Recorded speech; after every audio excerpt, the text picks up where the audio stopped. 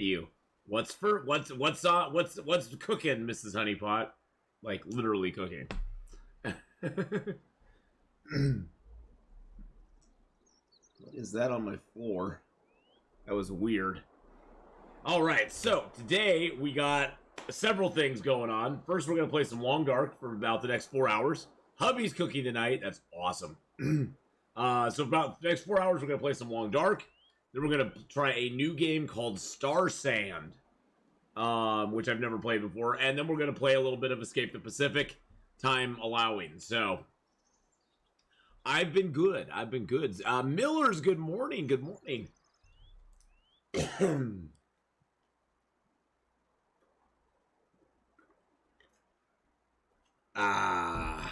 Get a little Sobe in me. I forgot. I went and got myself a frappe thing this morning. Not even thinking. Oh yeah, I already got sinus issues this time of year anyway. Let's add some milk on top of that.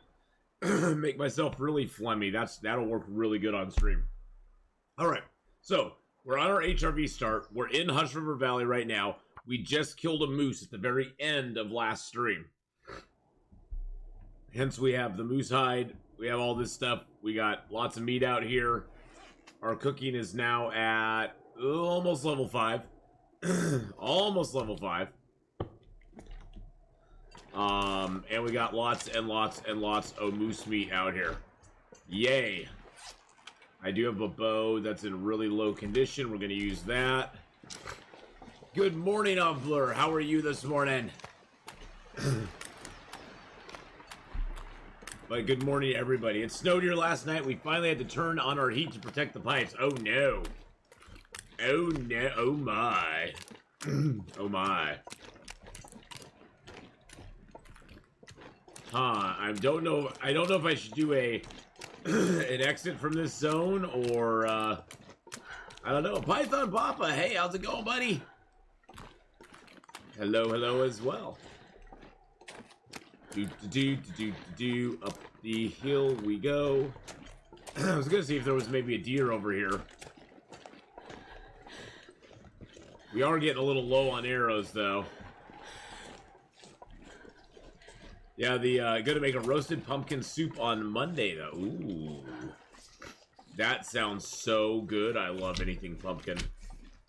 I love pumpkin spice. I love pumpkin pie. I love pumpkin bread.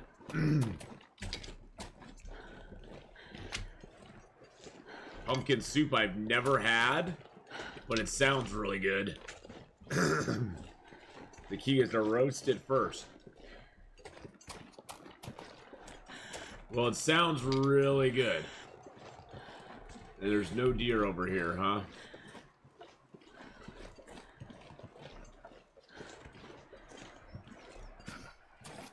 There's some cattails over here, though. I guess we can go grab those real quick. Hey, Survivor Pickle, how's it going? It's going good. I'm a little tired this morning. My voice is always a little rough this early in the morning. And then to make worse things worse, I went and grabbed a little caramel frappe thing this morning, and I was like, oh, that sounds really good. And then I got here and I'm starting to drink it, and I'm like, why am I feeling all like phlegmy and kind of gross? And oh yeah, I put milk on top of my already bad sinuses this time of year. Great. I don't drink coffee. I don't like hot drinks. I've never been able to drink hot drinks. So yeah, I mean I like cocoa, but I don't like hot cocoa. I know that sounds weird. I think we're having a roast beef tomorrow. Might make some Yorkshire pudding to go with it. Ooh, that sounds good. Ow. I just picked... Oh, that was just something... You find things in your beard every once in a while. I was like, what is that in my beard? Something is weird. It's feeling strange there. You find things in your beard every once in a while. I know, it's kind of gross, isn't it? And my beard just keeps things for me later on. No hot tea now. I don't really like any hot drinks. I have a very delicate palate. I like lukewarm drinks, but not hot drinks. I don't even like hot food. Like, not spicy, but not like, you know, really super hot. My food's got to be like medium warmth before I'm really down with it.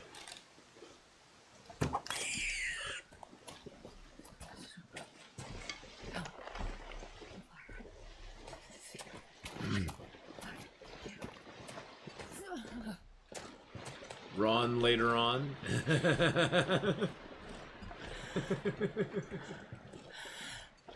I'm running out of my English breakfast tea too. Sodden COVID. Oh no! That's not good. You're running out of your you're running out of your English breakfast tea. Well, for those of you who like tea, I mean that would be bad. That'd be very bad. I have one last Soviet. Do I like iced coffee? Well, that's what this is. Well, frappe thing. That's why I was like, okay, I'll get, you know, like something that has coffee in it that's cold. Because I do like cold drinks. But it also has milk in it, which I totally forgot about. I should have asked for it with no whipped, like, they put, like, whipped cream on the top. I should have asked with no whipped cream because the whipped cream has milk in it. And that makes me all snotty. Which is not good. I am an old man. I am an old man. I'm 51, darling. I'm 51. I'm gonna be 52 next year. This pack is getting too heavy to carry. I'll be 52 next year. You young sprouts out there. Gosh dang it. With your computers and your stuffs and things. 51 isn't old? Yeah, it is pretty old. I think anything over 50 is pretty old. That's the way I look at it. 50 is the new 40. So when I was 40, what was that? I've got 20 years on you. Enjoy your 30s. You will never, well, I was never better than I was in my 30s. My 40s were probably my happiest time. But I don't think I was not ever better than I was in my 30s. 30s is like, you have enough life behind you to have some good experience and stuff. Big Doge, you're going to be 55 next month. Well, happy birthday in advance, my friend. 30s is like, you got enough life experience behind you to sort of have a clue on what's going on. But you aren't to the point yet that your body's starting to break down and you start waking up with a pain here or there. In your 30s, you're like at that good like point where you have just like so much going on for you. You're still looking good. You're still feeling good. At least I was. So for me, I was. My 30s were the best. 40s I was probably happiest in my 40s, but thinking like physical and mental and all that stuff put together, 30s are probably the best for me. I hope I look as good as Ath at 50. Well, you know, I have nothing to do with that camel casing.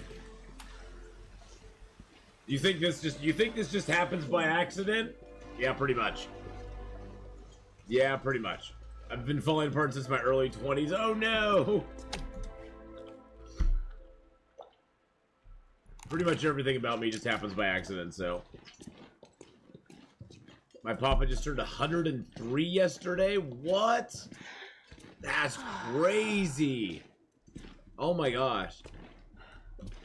This and Mystery Lake are still two of my favorite places are my two favorite places along there. I love Hush River Valley. Especially here at Monolith Lake. Where did I buy my good jeans? I don't know. I think I got them down at the discount store. The Dollar Tree.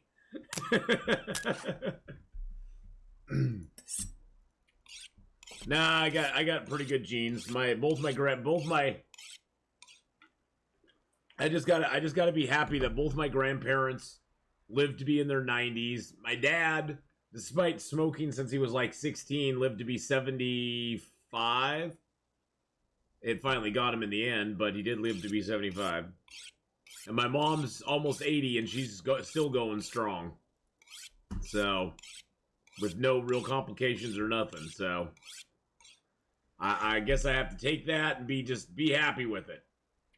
The one worry I had is that my mom's dad had really bad heart problems in his, he had really bad heart problems and passed away from a heart attack in his 40s, so that's the only thing I have that concerns me. Because my mom's dad was not, well, I think a lot of it too, he was an oil well driller back in the, what, 40s and 50s? And that is hard work. That is work that'll put you down. So that may have done him in, but yeah. But every time I say all I can think of is that episode of How I Met Your Mother, where Robin's on the news and all the college kids are like, "Hey, Robin, we love you," you know, and she's all proud of it and everything until she finds out that all they're doing is doing a drinking game because she has this propensity of saying "but and so every time she says "but they take a drink, and so they've turned her into a drinking game. And then when she finds out about it, she just looks right at the camera and goes, "But but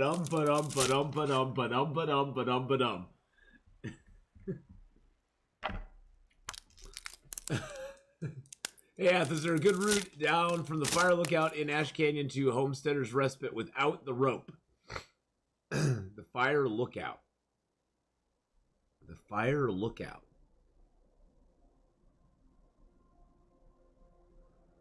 Oh, from up above there, down? I have never found one. I mean, you could try to mountain goat it. You could try to mountain goat it, Survivor Pickle, but I would not recommend it. You could give it a shot, though. I have never got to that point above the Homesteader's Respite and not had a rope. So, my mom's mom had 7 kids, lived to just before her 90th birthday. Wow. And your dad's 85 and goes strong. That's good news. But your mom's another story.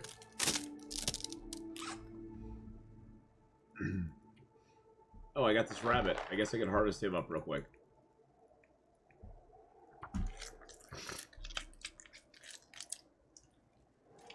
Do you need to be alive at the end of the route? Yeah, if you don't need to be alive, there's a pretty good route straight down that'll get you there very quickly. But if you need to be alive at the end of it, that's going to be a problem, I guess. Yeah, I'm not sure. Spawned twice near the west side of the high meadow by the rope. So just scoot up 2 ropes. The high meadow, hoping to make my way to Respite, was too tired to climb down by the time I got there. Tried goating, but splat. Ooh. Yeah, I've never tried really any. Well, I can't say that. There was one time I tried extensive mountain goating in Ash Canyon, and that was above where the moose spawns underneath the ropes that come down from the gold mine, and that mountain goating was completely unintentional, hilarious, but unintentional, and during a blizzard. And I did not plan on doing that. That was not part of the plan. Valor, hey, how's it going, my friend? It was not intentional at all. I kind of popped. It's one of those where you pop over a cliff to kind of take a look, and you get stuck. And you basically are like, ah, crap, I have no choice but to go down now. And then you just pray to God that you can go down. And I almost died a couple times, so. Which was not fun. It's getting dark out here. Look for shelter. I'm sure there's some videos on YouTube of people goating to the summit. Loved your new nick, by the way. Pearl Programmer. I'm not sure what that means. I'm not sure what that means. That's what I say. Pardon? Pardon? So yeah, we got Long Dark going till let's see. Long Dark going until 1. And then we're gonna switch over, we're gonna play Star Sand for a little while. I've never played Star Sand before. So that should be interesting. And then time allowing, we'll play some Escape the Pacific. A lot of it depends on how much we like Star Sand. If we really get into Star Sand, I may play it for the rest of the day. I may not. So we will have to see. The plan right now is to only play it for 4 hours, but we'll have to see. Got a yawny poo there. Jeez Louise. Jeez Louise. The yawns, folks. The yawns. Okay, let's drop some of these sticks. I will be doing Star Sand in about 3 hours and 45 minutes. So it's going to be getting a little late on your end, but all right, we're at 32 kilos now. All right, all right, all right. But yeah, I'm very curious to check it out. It looks like if you think of like Arid, it has a similar feel to that. It's all desert and stuff, so it looks cool. I've been trying to find something like desert-like to play before, so yes, I will definitely be putting it up on YouTube. So I've been trying to find something like desert-like that I could play, because I mean we have something that's like we have survival games that are, you know, of course winter. We got you know, ocean survival. We got you know, jungle survival with Green Hell, and tropical, yeah, exactly, tropical survival, and this would be like a desert survival, which would be kind of cool. So space survival with Icarus. I'm actually really enjoying it. Star Sand is disinfectant used in brewing and canning. Really? Well, we'll be playing Star Sand. Actually, is there anything I can repair up while we're here? I guess I could repair my...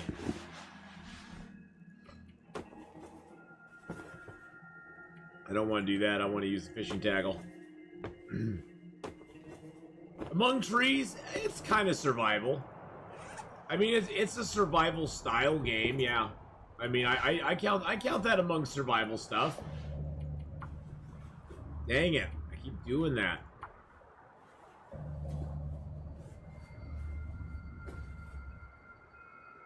Rob Sachs was talking about, what, Star Sand yesterday? He said it was pretty janky, but maybe it's gotten better since he played. Not sure when that was. Oh. Okay, we are all Stardust, exactly. We are all Stardust. I liked Among Trees. Among Trees was limited, but Among Trees was a really pretty game. They did, aesthetically, Among Trees was awesome. I really enjoyed the aesthetic of it. All right, let's go. That's right.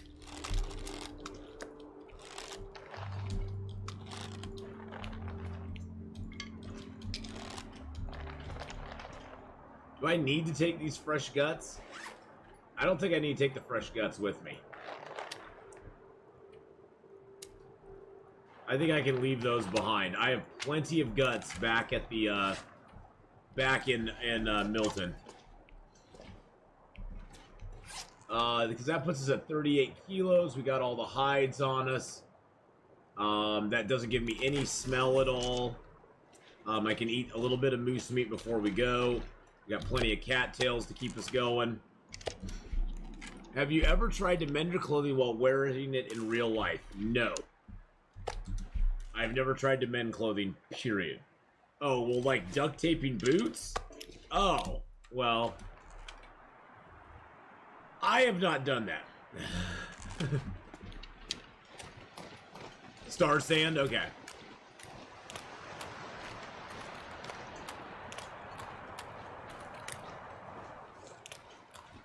All right, let's get down out of the zone. We're gonna try to get down here, maybe hunt one more bear.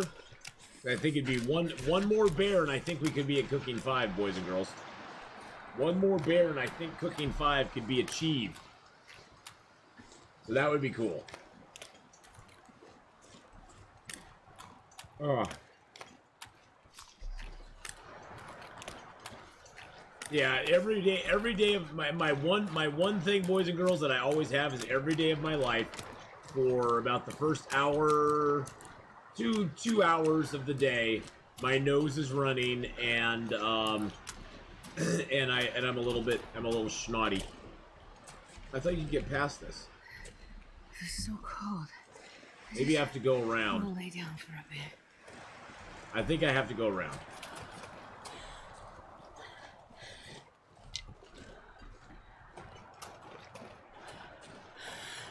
Oh, yeah. Okay, I see where I am now.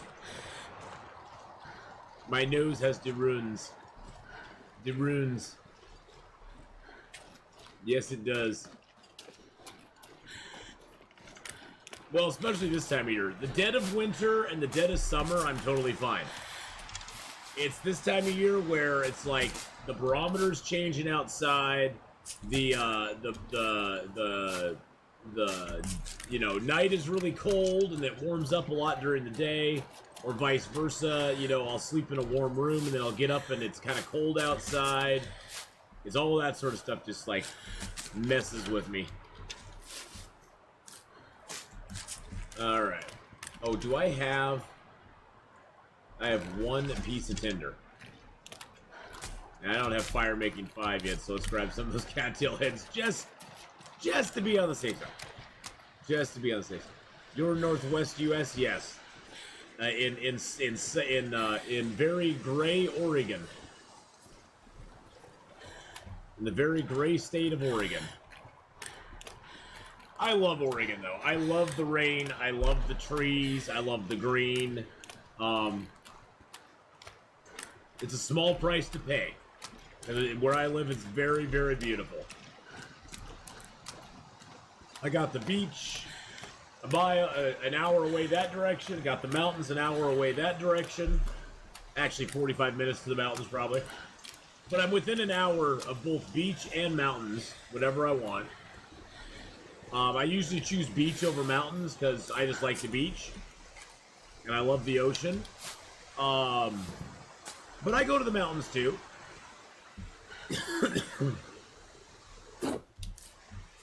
But Oregon is really nice, especially the Willamette Valley here. It's really super cool. The one thing about the weather here is no matter how gray it gets here, Oregon doesn't really get extreme weather. We get no tornadoes, no hurricanes, no, like super blizzards, at least in the Willamette Valley area. No like blizzards, lots of snow. We get a good amount of rain, but that's about it.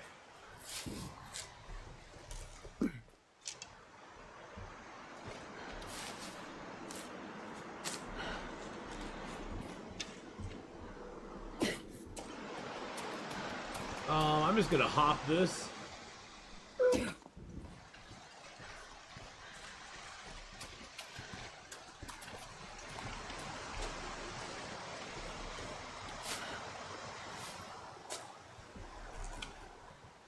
Do you ever go down somewhere and think, don't fall, don't fall? Oh, God, all the time. Yes. Yes, I do. There's a cave right here. We're going to slip into this cave real quick. Grab all the rose hips real quick.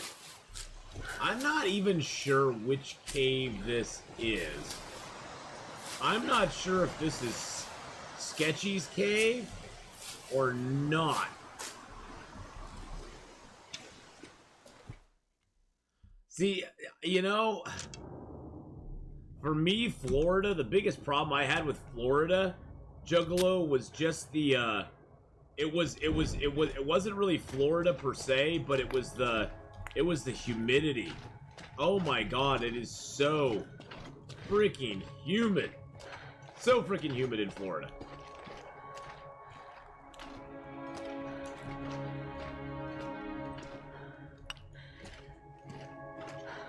Oh, this could be Sketchy's cave. I think this might be Sketchy's cave.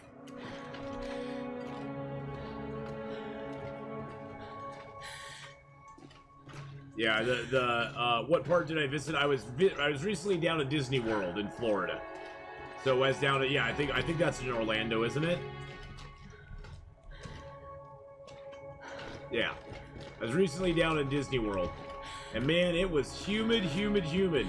Get up at 6:30 in the morning, and it's already 70 degrees out with 80% humidity. And you're like, oh my god, I'm just dying. I feel my body just like melting right now.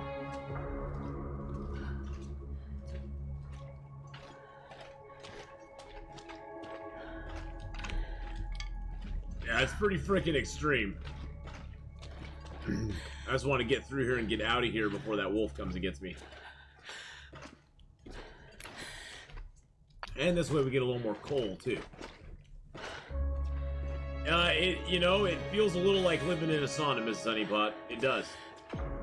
It does.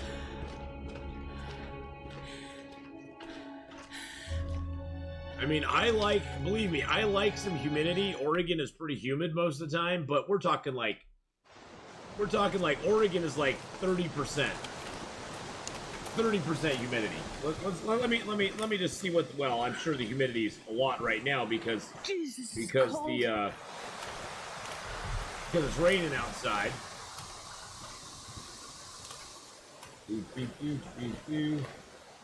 Oh, today, yeah, of course, today is 93% humidity, but right now it's only 50-some degrees out. Yeah, it's only 48 degrees out, 93% humidity. Oh, so cold. When it's 40 degrees and 93% humidity, that's rain. The weird thing, Juggalo, that I found about Florida, too, is that, like, we'd be at Disney World, okay? At about 3 or 4 o'clock every afternoon, without fail, it would thunder and lightning rain for about 15 to 20 minutes and then be gone. It was like, and it was still like 80 degrees out during all that. It was the weirdest thing ever. I was like, what is going on? And of course, everybody scatters like ants when that happens, and I'm standing there going, dudes, I'm from Oregon. You're like running from 15 minutes of rain.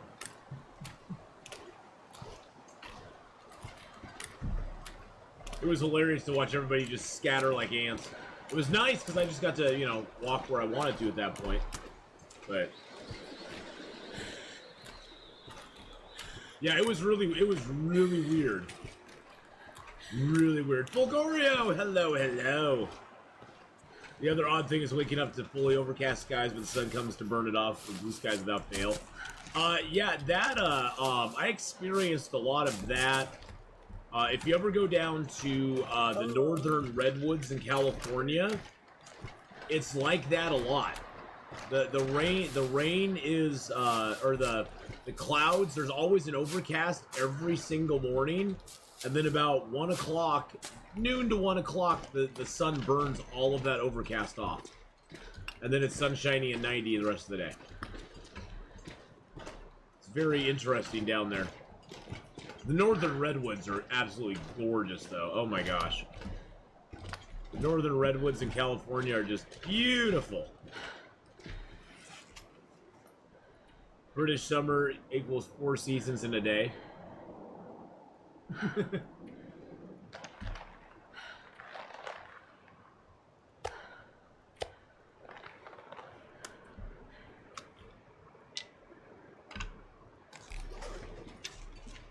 They weren't fortified with Sobe like I was. There you go. Sobe fortification can make up for a lot. British summer is usually a few days in June, not a weekend.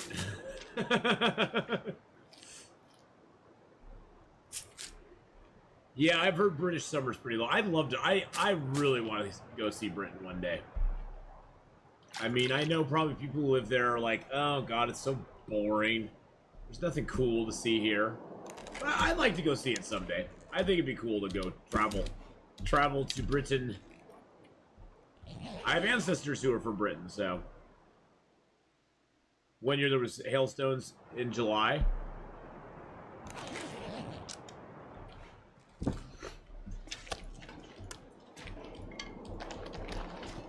All right, let's go. Out of here we go. We're gonna head up here to the old right. We're gonna go up into our little exit cave and chill out there for a minute.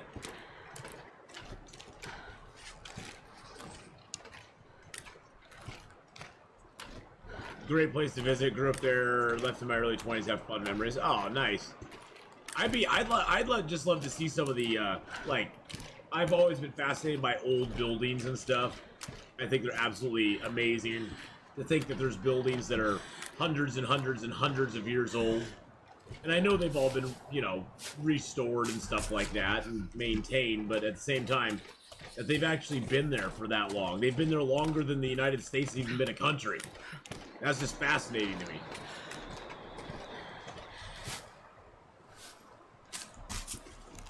Maybe it's because I'm a Londoner. Is being a Londoner a bad thing? Is being a Londoner a bad thing, Miss Sunnybot? Is that like a slam on somebody to tell them they're a Londoner? Oh, okay. No, not at all. Okay. Oh, it's a song. Oh, it's a song. I'm not familiar with that ditty. Can you hum me a few bars? I'm not familiar with that one. Old buildings are next level in Europe. I used to drink at a pub that was 800 years old. Not an old building turned into a pub, but a building built as a pub has been serving ale for all that time. That is just freaking cool. See, that's the stuff I like to visit. That, maybe some older like castles or you know, monasteries. I went to a place in New York called the Cloisters, which is actually like old monasteries they brought over stone by stone from Europe, which was pretty cool to see. And I love the Cloisters. That was really cool. It had old tapestries in there. Had old the Cloisters themselves are built out of the stones brought over. So that was pretty cool. I grew up in London until I was 24.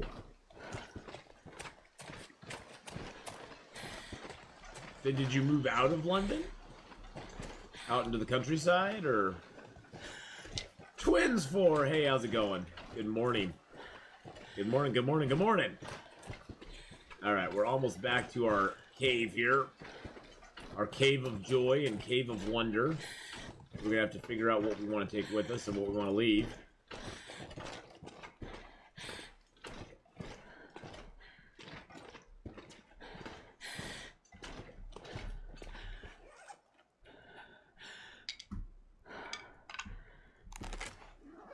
Beautiful morning in SoCal. Nice. It's rainy and 40 degrees here in Oregon. I don't have as good a news. It's not as nice here as it is there. I wish I did, but it's not as nice. 75 and sunny. Of course it is. Of course it is. It's SoCal. What do you expect?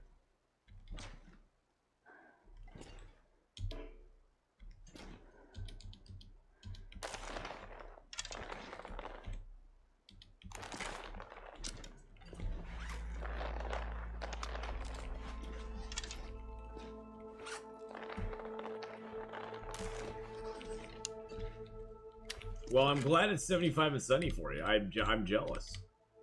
I wish it was 75 and sunny here.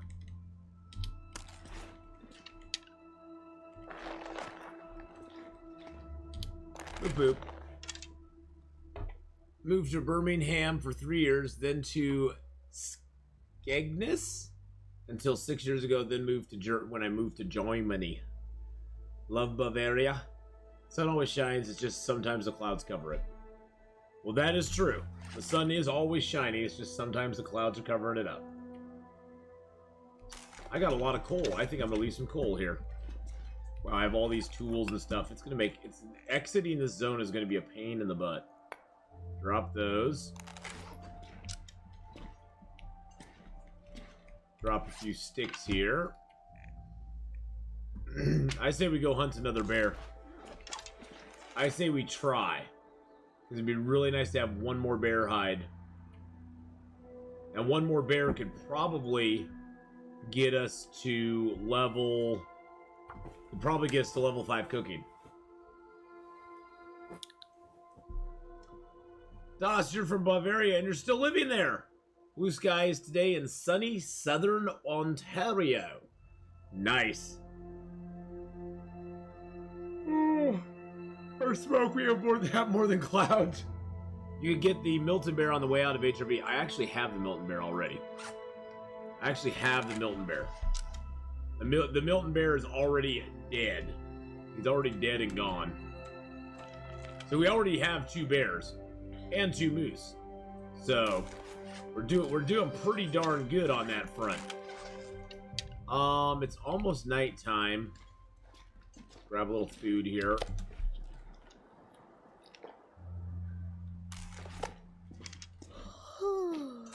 Yeah, we're pretty tired.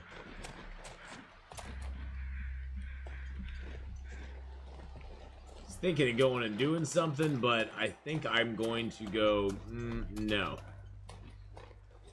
Making sure that we had a wolf dead over here. Okay, that wolf is gone. Oh, that deer is back. That deer is back. Can we get this deer this time?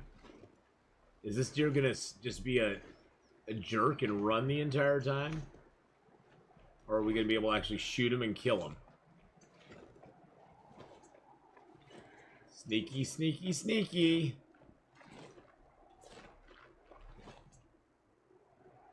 Put your head down. Put your head down.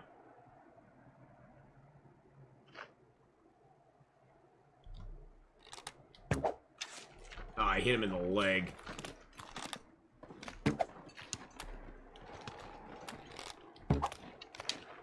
Hit him again. Doesn't help me, though. He didn't go down. Dang you, you little bugger. Stop running away with my arrows. Didn't your mama ever tell you running with people's arrows is very mean? And it's dangerous at the same time?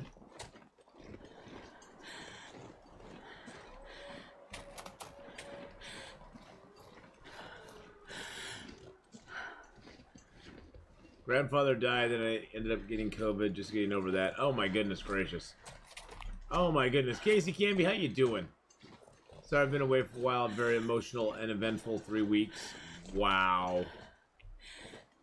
I am so sorry, darling. That absolutely sucks. I'm glad you're doing better, but yeah. It's been a weird month so far. My kid's stepdad passed away from COVID earlier this month as well, which was really rough on them and their mom, of course. There's a cattail here.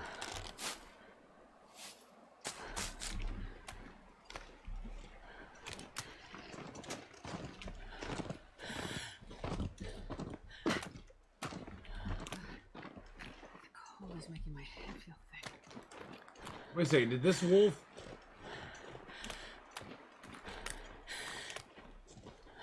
The wolf eat my deer?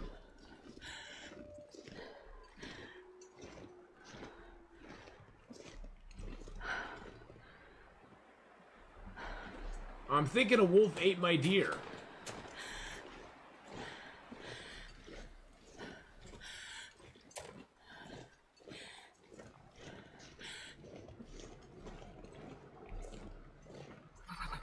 I've never felt so cold in my life. I know, darling, but we gotta track this deer down. And we're way behind him now, so we gotta follow his trail here a little bit.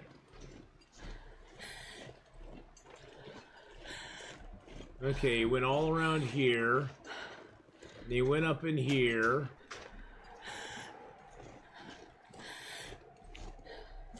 And it looks like he finally broke out of that pattern and went over here.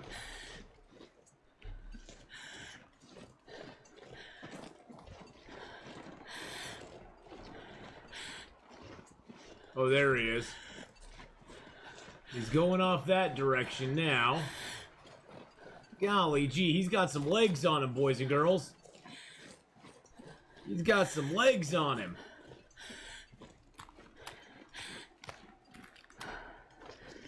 Oh, of course he's going all the way back over to where our stuff was.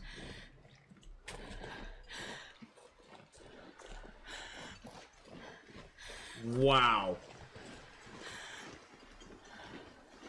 No idea. Good grief is right.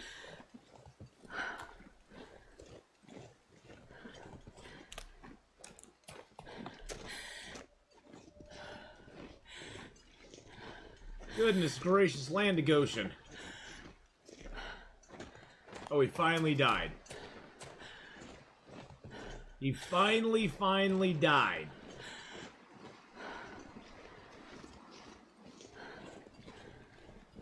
Shot him right in the butt. That's what you deserve, Mr. Deer. Get shot in the butt. What do you call a deer with no eyes and no legs? Still no idea. You could have waited for him to come back. I know, I could, instead of running around, I could have waited for him to come back. But then I wouldn't have found the cattails. I found the cattails. Do you think he saw us? You call a blind dinosaur a do you think he saw us? Didn't dinosaurs have notoriously bad eyesight? Or that's what they think anyway? Is that dinosaurs had really bad eyesight? Anyway?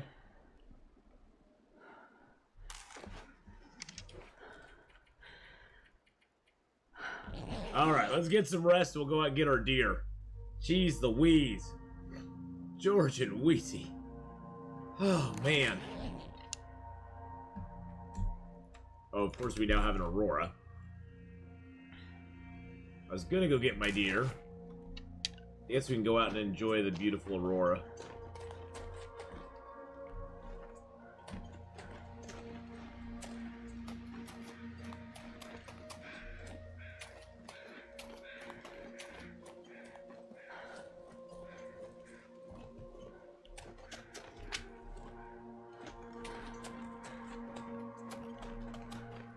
Gotta be careful.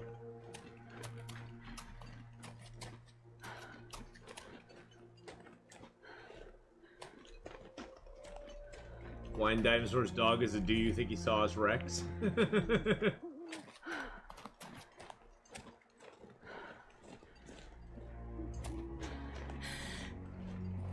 mean, we have to go check this out, right? I mean, how often do we get a beautiful Aurora in Hush River Valley where we can just go stand out on a cliffside?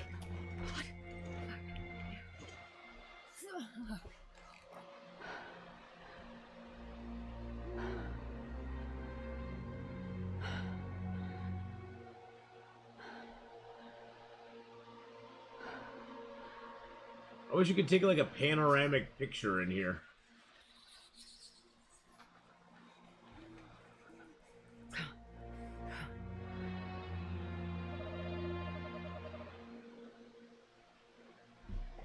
What do you call a fly with no wings? A walk? Starting to feel numb. Oh, shush, Astrid. We're enjoying the scenery.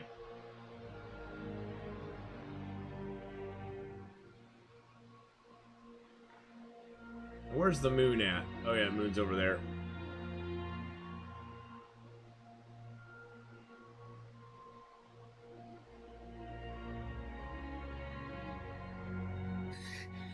Too cold. So beautiful. Think. Okay, Astrid. Jeez Louise. Big baby. Big baby whiner.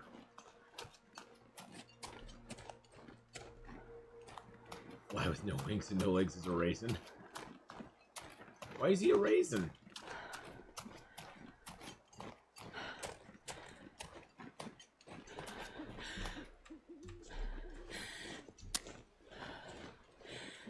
Oh, because he looks like one? Oh, okay. I got you now.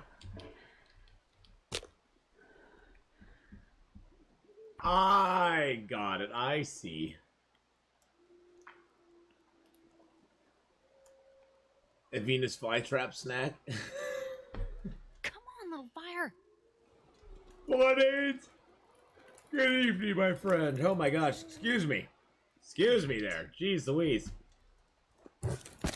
I've got the yawnies. I've got the yawnies tonight. I don't know why. Or this morning. I don't know why.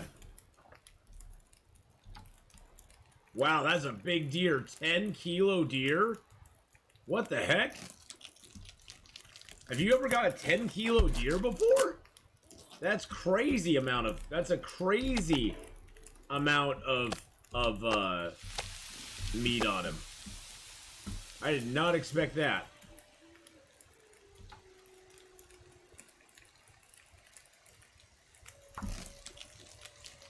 Yeah, no wonder he didn't want to drop. He was a big boy. Or big girl, either way. Big boy, big girl.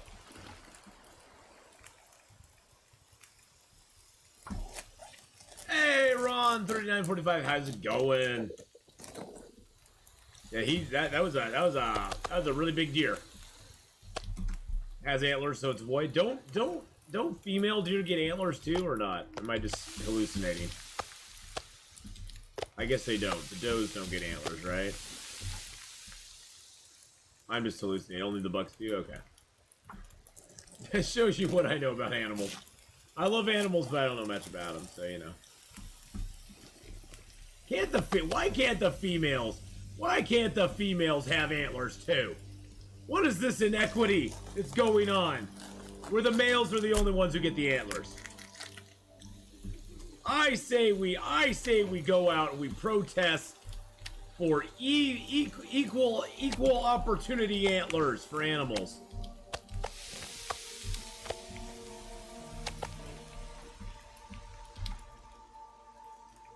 Hey, that's why PETA is people eating tasty animals.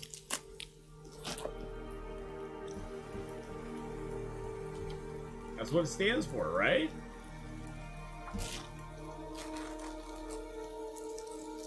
At least that's what I always thought. I mean, you know.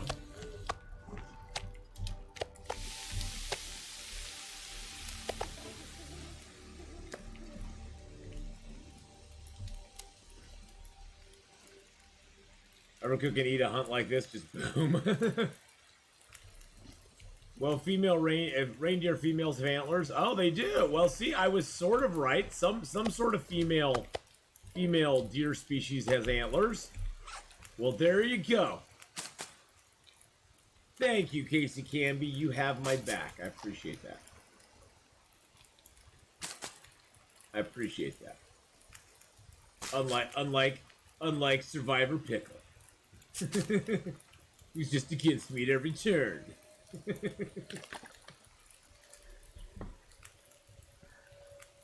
Hey, Rusty, how you doing?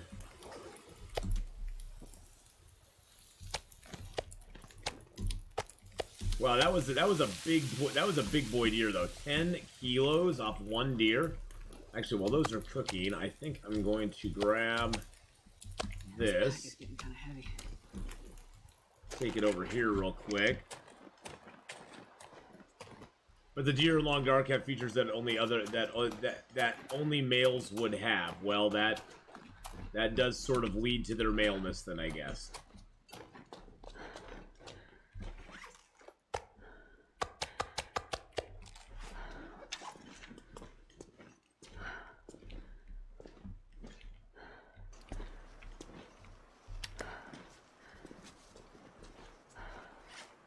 Is that a wolf? Oh, jeez.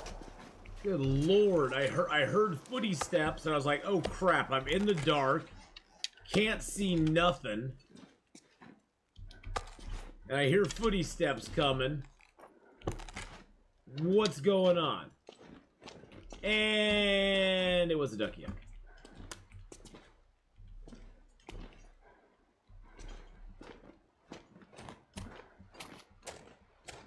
Thank you for the ducky hug, whoever that was.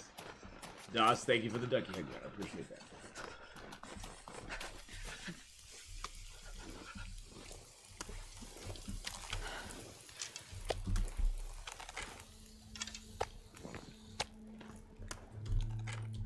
Might as well cook the ruined meat. Nice thing about ruined meat is when you cook it, it'll go back to the percentage. It'll go back 50%. See, we cooked it, and it's at 51%. So even though it's technically ruined, it's not bad.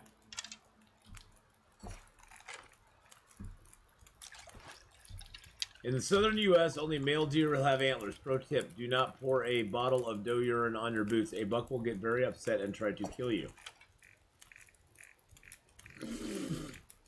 I'm taking it, Python Papa, that this is from personal experience. I'm taking it that this is from a personal experience event that you're relating this to us. That something like that happened. Have a good lurk, Ms. Honeybot. What do you think of the introduction of ducks or geese to hunt? I don't know. I don't know. That would be weird. I don't know how exactly that would work. Oh, you saw a video. Oh, okay. I was thinking you're like relating a personal experience. I was like, oh my god, that's freaking hilarious. First the buck probably gets all excited, and then it realizes it's just some dumb human and goes, oh god. You know what? Just because you're stupid, I'm now gonna trample you into the ground, human. That's what the buck did. The buck was like, you just deserve getting trampled into the ground because you're dumb.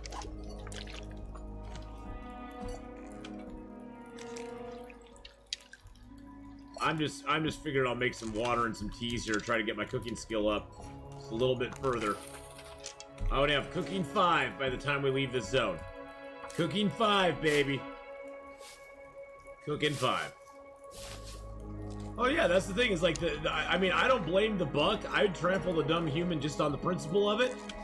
I mean, imagine if you were out in a club, and you're getting all excited, you're dancing with the lady, and then you realized it was a skunk, not a lady. And you're all ready to go. And you realized it was a skunk that you've been dancing with this whole time. But the club was dark, so you didn't really notice. I mean, it was like Pepe Le Pew's back there going, hello, I'm going to kiss you. And you're getting all excited, and then you find out it's Pepe Le Pew instead of a young lady, and you know, you'd be pretty pissed too. I can't blame the deer.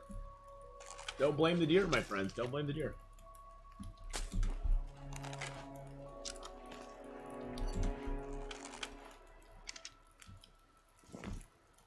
An hour 31 on the fire, really?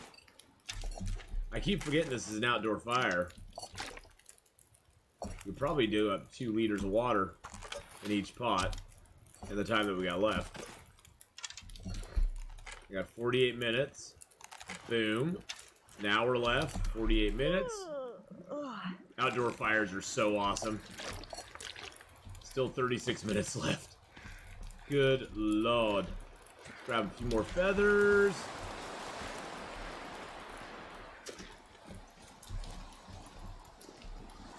Alright, let's go. Bump, bump, bump, bump, bump. Have you been on that side of YouTube? What side of YouTube?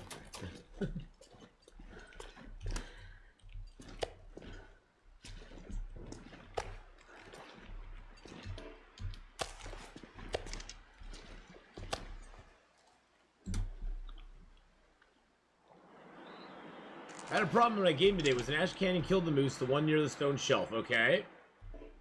That doesn't sound like a problem. That sounds like a great thing to have happen. So what was the problem? That is the question.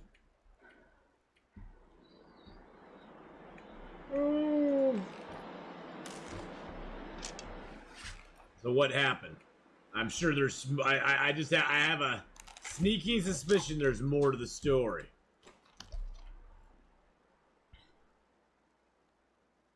Slept in the cave to harvest the next day. The moose was still there, but I couldn't harvest it.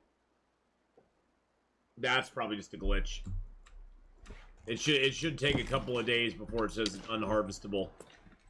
That's probably just a glitch. Did you try saving, reloading the game, and trying to harvest again? Like doing a complete like hard shutdown of the game, coming back in and trying to harvest it again?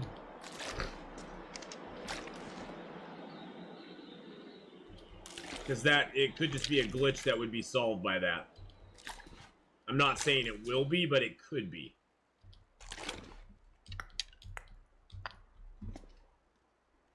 Everything else fine. Crow's feathers, arrows could be shot into the body and retrieved. I would try a hard shutdown, and then go back in. Like camp out right and like get a save point right by the moose, and then just shut down and come back in. It might fix it. I've had I personally have had some corpses before say ruined on them. Yes, you can climb torches with ropes and weapons. I've had corpses that I just shot say that they're ruined when I go to look at them, and then if I just come back into the game or if I zone into a building and out of a building, it'll fix the problem and I'll be able to access them again. It does happen though. I have seen it happen before. I've had it happen to myself. So usually it says ruined on it. Usually it'll say like ruined corpse on it or something like that, which is kind of weird. But yeah, I have had that happen. You had the most inexplicable glitch recently playing. I was leaving a reclusive Falls Cave a day after so started. When I exited, I was a totally different spot on the river. My health and condition bars reset like I spawned again. That's weird. Yeah, try to harvest it again when you play. Try to harvest it when you play again. Just to see what will happen. If that doesn't work, Lawnades, I would definitely message Hinterland and let them know of the bug that you ran into, because that is kind of an important bug to have them be aware of. Because that is very game-breaking. So that'd be a very good thing to send to them and say, hey, this happened in my game file.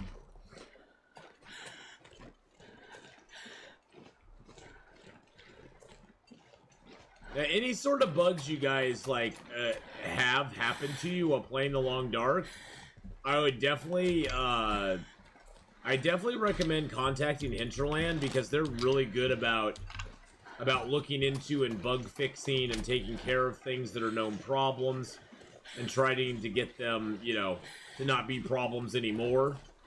So I would definitely do that. I mean, and I'm not saying it's going to be an immediate fix or anything. Nothing is. It's not like they're going to flip a switch and all of a sudden your problem's going to be fixed. But it's good for them to know of the different things that are happening in the game, because without you telling them, they'd never know. There was no Halloween event this year. No.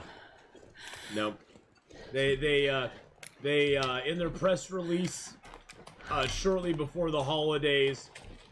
Shortly before Halloween, earlier last month, before they released the, or no, I think it might have been after they released episode 4.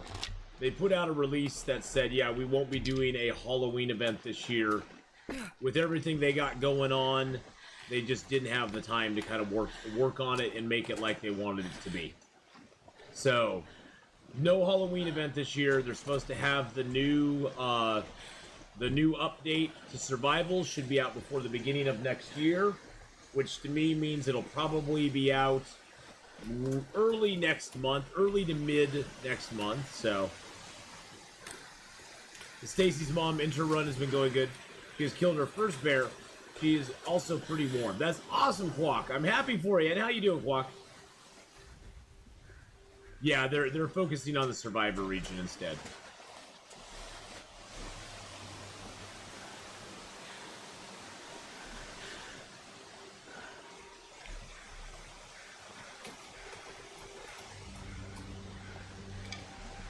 This is where the bear usually is. Gotta be very careful around here. Well, Quack, I'm glad that your Interloper run is going so well. That's awesome, awesome news. I'm always happy whenever somebody's Interloper run is going good. And I always feel for them when they're struggling. Because we've all been on that struggle bus, so. Alright, where's Mr. Bear? Is that him over there? That's the rock. Reflecting on the comments from yesterday about streaming, I've decided to give it a go for fun. Just got my mic on order. Nice! And really all you need, all you need Survivor Picker. All you need Survivor Pickle is a good mic. So you can actually, like, talk to people. I also recommend that you have a camera, but that's up to your own personal, you know, that's up to your own personal comfortability. I think that, I don't think of, you know, there's always exceptions to the rule, but I think in general, people get more drawn in if they go to thumbnails of different people streaming. They're more drawn in by a thumbnail with somebody in it, an actual person in it, than a thumbnail that just has a game screen on it. That's just my personal opinion. It's probably not, you know, just like anything else. It's not right or wrong. That's just my personal opinion. But I know when I generally go to look to raid people, I don't raid people who don't have cameras. I just don't. I like to see who the person is and be like, oh dude, that guy's got a cool looking beard. You know, I'm gonna go raid him up, or oh that gal looks like she's having fun, or she's got cool blue hair, or so. You know, I definitely go more for people who have cameras. So, but I understand there's people who don't feel comfortable having a camera on them while they're streaming, and that's totally okay too. There's nothing wrong with that. But that's the thing, is like. And there's always exceptions to the rule. I mean, Kimiota has never streamed with a camera. I do not know what Kimiota looks like. And Kimiota's really good. But, and that's sort of the exception that proves the rule. Is for every Kimiota that you have, there's 100 that aren't Kimiota. You know what I'm saying? So, yeah, well, and I'm not saying it's bad to not use a camera. I'm just saying that I think it helps. I think it helps your stream. I think it helps your stream. Speaking of a lovely young lady who does have a camera. Oh god, and we just got a wolf on us. We just got a wolf on us. Speaking of a lovely young lady who does have a camera, Elena Green is awesome and amazing. And that wolf is dead. And if you've not gone and checked out the Green Team before, boys and girls, please do so. Please go check out Elena Green. Last playing. I think today is Guild Wars Day, right? Guild Wars 2, yep. Hey, see, look at that. I actually know your schedule, Elena. I'm like, oh, it's Saturday. It must be Guild Wars Day. Sure enough, it's Guild Wars 2 Day. But it's one of those things where you have to be comfortable with the camera. You can get a very inexpensive camera for like 40, 50 bucks. It's not that hard. It's not that expensive to get cameras. Oh, there went my bow. Nice. Nice. That's why I got a backup bow. Backup bow! Hey, how's it going, Elena? We're having a good time. We're having a good time. Ooh, Elena, I wanted to show you something spiffy I made. I actually made something. I'll get in the cave here and then I'll show you. I actually made something. It's really cool. It's like a new intro. Today was a special Guild Wars 2 Day. You got a dragon! Oh, I'm gonna have to go check the VOD out and see your dragon. That is freaking awesome! That is awesome. Okay, so we're warming the cave now, right? Okay, we're warming the cave. I'm gonna pause the game. I made a little intro for my stream. Here we go.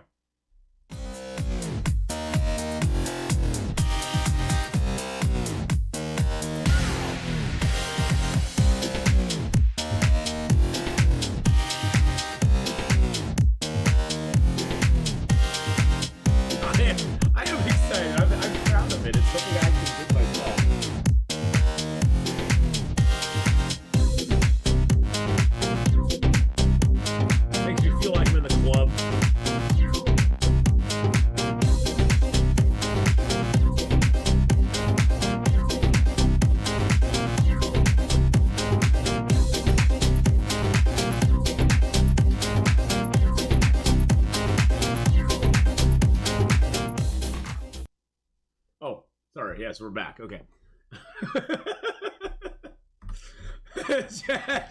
We all know he's over there dancing. Yes, I am. Yes, I am. I'm dancing like nobody's watching because nobody's watching. But yeah, I signed up with this group called Place It. Basically it's a website that offers you like templates, free graphics, open source graphics, open source music, templates that you can build like intros and exits to your stream. I made all my new merchandise on that as well. So I was able to design all my new merchandise on it. Place It was like really good, and it really helped me out a lot because I have all the creative, artistic talent. Like Blackadder said, I have all the artistic talent of a blind hedgehog in a bag. I mean, free stuff like open game art for the game devs? Possibly. Hey, mosquitoes, how you doing? Hubby made a veggie bolognese. Nice. Nice. Just showed my wife also, she really likes it too. Aw, thanks, Luger. But yes, yeah, it worked out good. It took me a couple hours still to make that because I am really slow. I'm really slow. But boys and girls, once again, please go over and give Elena Green a follow. She is awesome and amazing. Lovely young lady. I have known her here on Twitch now for many years. And I highly recommend her. I watch her sometimes. She doesn't know I'm watching. That's not creepy or anything. She just doesn't know I'm watching because I'm usually watching at work. Because she streams in the early morning for me. So I'm usually watching at work, and I just quietly drift into her stream and just kind of sit there quietly and watch. And she's always lovely. She's always lovely, whatever she's playing. So I'm so sneaky.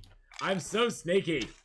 I just sneak on in and just sit there and work. And pretty much I'm just working. Pretty much I'm just working the whole time. Nothing too crazy going on. So yeah, today, boys and girls, for those of you who just got here, so we're going to do Long Dark here for about another 2 hours and 45 minutes. We're going to then play a game called Star Sand, which I've never played before. It's a desert survival game. I've played Arid before. Arid was kind of... It was fun, but definitely you could tell it was like an indie game made by a bunch of college students. It was kind of janky in parts, but it was fun. But we're gonna try out Star Sand today. It's like a mystical... It's like a mystical... desert survival. And I think it's like, yeah, it's like $20 right now, so that's pretty good. That's pretty decent. Oh shoot, come on. Okay, here, I was gonna show you a little preview of it here. Let's go full screen. Let's take the mute off. Mountains. This is it right here. You have heard the song of the desert. When the wind gently runs through the mountains. You have felt the breeze at dawn. When the scent of the leaf fills cool. the air. Looks like the environment's seen the neat. Silver dunes at night. When both moons are full in the sky. Both moons?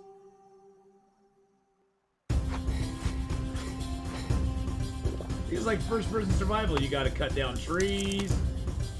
Dig up rocks. You get to build some stuff. Oh, you can actually build houses like that. Oh, you get to hunt deer out in the... Oh, geez. That's a hyena. Make a little camp. Find your little oasis. I mean, it looks kind of cool. We have a saying.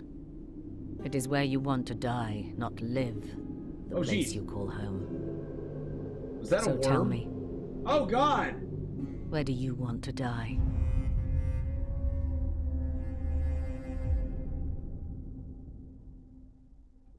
Wow. Actually, that looks really cool. I'm excited to play. I'm excited to try it. There's sandworms in it. Oh, geez.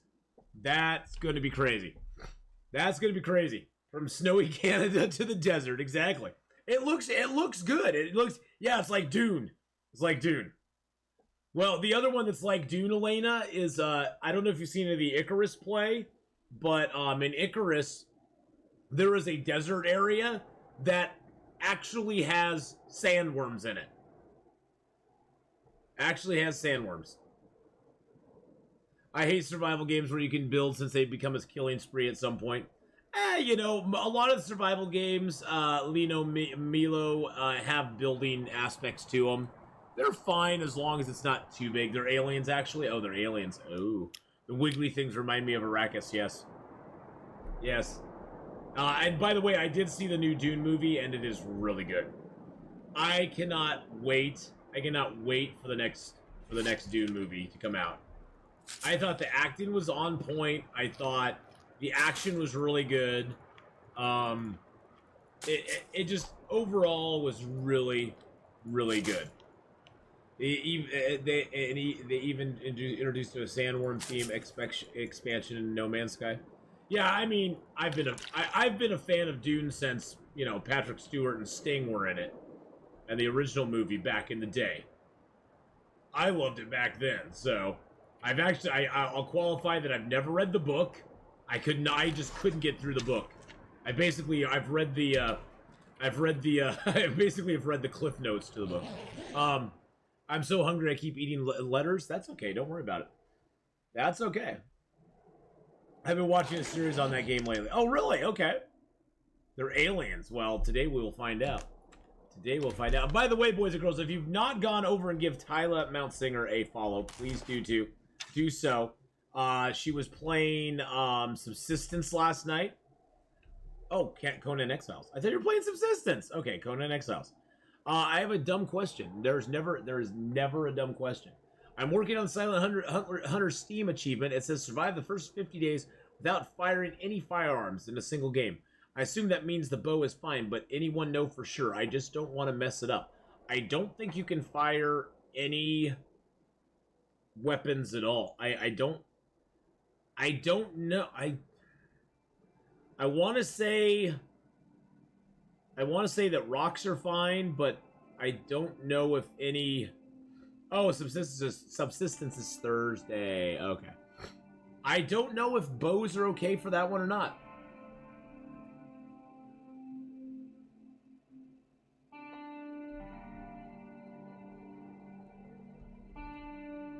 I don't know if bows are okay or not.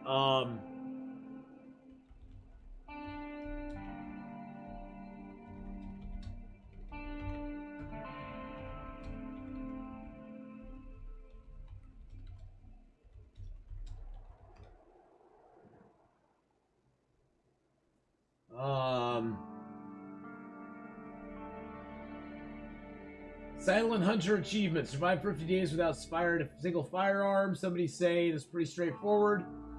To be crystal clear, you cannot fire a firearm, period. Even miss shots. Archery is not a problem, as are stones. So you can use the bow and rabbit hunt to your heart's content. There.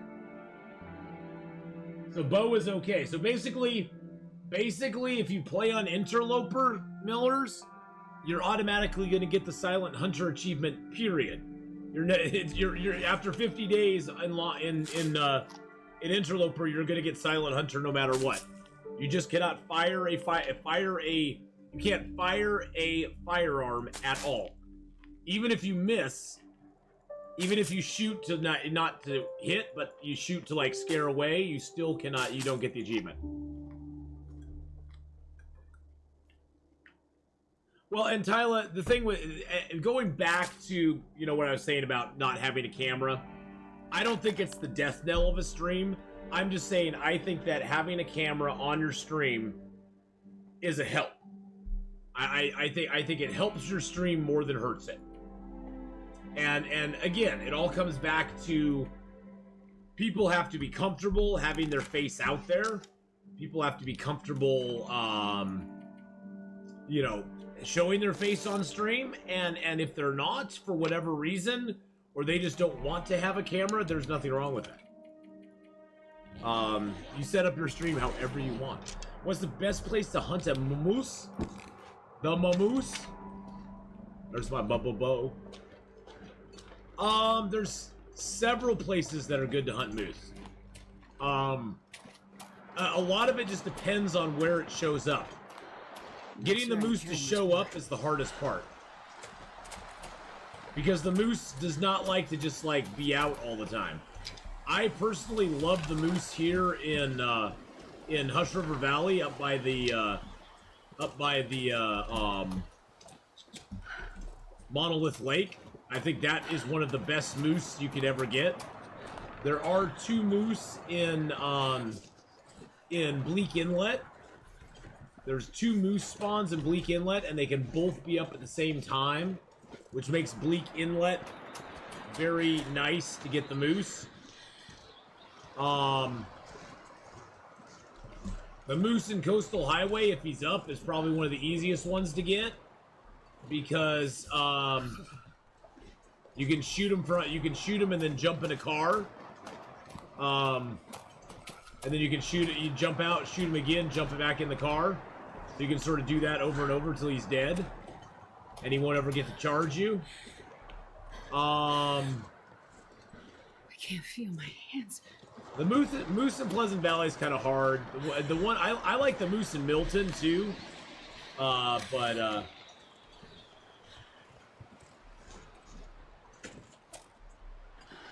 well, yeah, and that's what that, you know, Tyler, and I think that's horrible that people on the internet would ever shame people for how they look or anything. I think that's ridiculous, because we all have our flaws, no matter what. I think that's horrible that people shame other people on the internet. I think that's just disgusting, but I completely understand. I completely understand. But don't talk down about yourself. You're lovely. You're lovely. I got a quest in Medieval Dynasty to hunt a moose and a bear. Is it as hard as it is in the Long Dark? The moose, no. The bear, a little bit more. A little bit more on the bear, Elena. The bear is a little bit of a pain in the butt. I actually hunted 2 bears last night, and one of them killed me.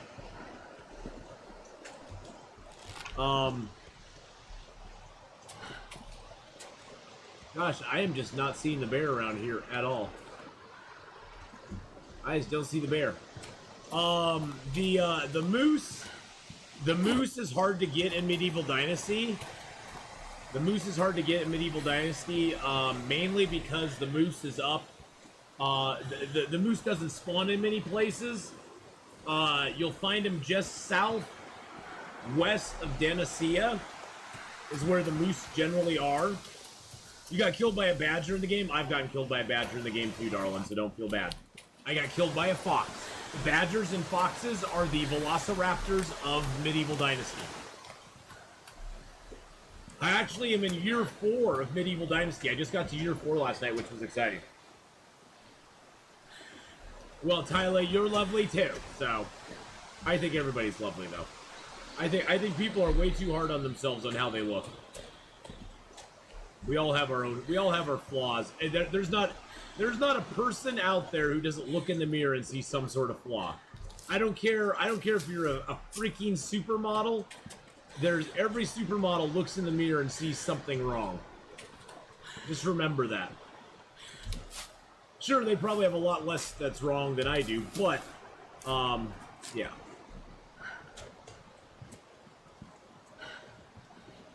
I can 1 to 2 shot creatures with a crossbow. It's cool. That's nice. Yeah, I got a wood crossbow off a bandit, and I didn't really use it. It seems to load really slow. This stuff will come in handy. Woo! We got a second pair of wool socks. What the heck? And we got another wool toque. Wow, this guy was definitely worth coming up here for. Oh my gosh, I just got my second pair of wool socks, boys and girls. I am so happy right now. So happy. Oh, by the way, there's the new merchandise that I was speaking of right there. There's some new mugs, new shirt designs. I got a whole bunch of it on order for myself. I'm going to be getting it in soon, and then I'll be showing it off on stream. But yeah, Medieval Dynasty, the moose and the bear. I don't know what year are you in, Elena? What year are you in on your Medieval Dynasty run? Are you like in year 1, or year 2, or year 3, year 5, 7? So I had to start over because my old 14-year file didn't work any longer. The game was like, no. The game was like, well, first off, But the game was like, first off, you married somebody who's now a merchant NPC in the game, so that don't work. I actually married Alina in the game, and she's now the wool merchant NPC in the game. So that kind of broke the game right there. Although I had to marry her, she was a perfect freaking 10. She had like 10 farming. She had 10s across the board. I mean, she's one you marry. How do you not marry a gal like that? Come on. I don't think, have I ever been here? Oh, is this Stair Step Lakes? I am like totally lost right now. Oh no, I know where I am. My cave's right over here. Wow, this looks so weird coming that way. Did you ever have a black bug with your wolf headdress avatar? No, we have not. Yeah, unfortunately, they only offer white mugs. I put in, they just did a, you know, Mosquitas, I know that they have European factories that produce it as well. So I know for Europe and the surrounding area there, yes, there is worldwide delivery for them. I don't know for like South America and stuff. You probably have to look and see what their shipping options are, but we went through that. We looked at that a little bit yesterday because I had somebody asking about delivery in Europe. They do deliver in Europe. But I don't, because they actually have European factories. But I know they do US and Canada and Europe. I don't know beyond that where it is available. I don't know where it's available beyond that. They did, the Stream Elements did do a survey though, and they asked us what we were sort of wanting, and I told them, well, I'd really appreciate having more mug colors other than white. I would love it if you had a black mug, maybe a red mug or a green mug, other mug colors, as well as I would love to have hats. Be it beanies, baseball hats, whatever. I would love to have hats available. That would be freaking awesome. And so I gave him my input. I gave him my 2 cents worth. I said, this is what I want. This is what I want, what I really want. I'll tell you what I want, what I really want. I want a hat, I want a hat, I want a hat, I want a hat, I want a hat. Anyway.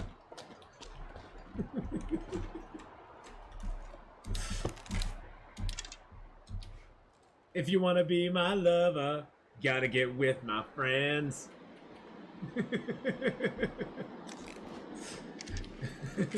Making love is easy, friendship never ends.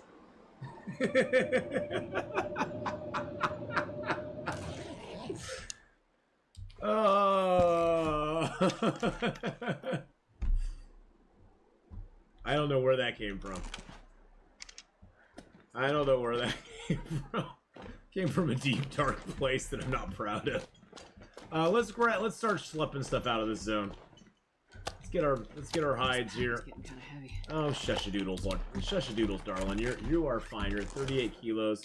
You're good. You're gonna make it. You're gonna make it, okay? I promise you, you're gonna make it. Little flashback, yeah, I know. Little flashback to the fun times back in the day. Little Scary Spice. The new Spice Girls reunion featuring Ath. Nice. Now, if I can pull that off with my Backstreet Boys reunion featuring me, that would be awesome. Or hey, you know, In Sync. I've heard Justin Timberlake doesn't want to tour with you anymore, probably. So I'll fill in for him. I'll fill in for the JT. Enters the stream and immediately leaves after hearing the lesser known of the Spice Girls Atheenon Spice. No, I'm exactly, Survivor Pickle. Are you reading my freaking mind? I was just thinking that. I'm Survivor Spice. I'm Survivor Spice. Well, BK, I was trying to get you more footage for the Atheenon the musical. I mean, I figured you'd want some more clips for Atheenon the musical, right?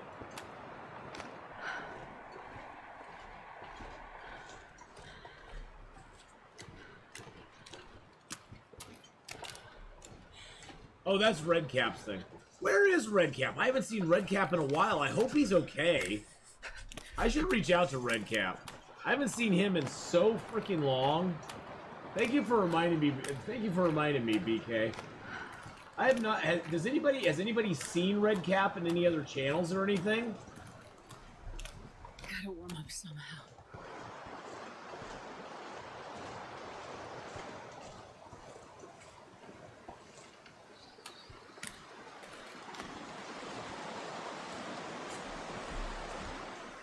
Trying to find him in my DMs, but I don't see him.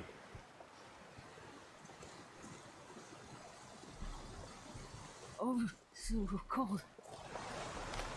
Yeah, it's been a few months. It's been a few months since I've seen Redcap. I'm sure I have Redcap in my DMs somewhere. There's that Hadrian guy.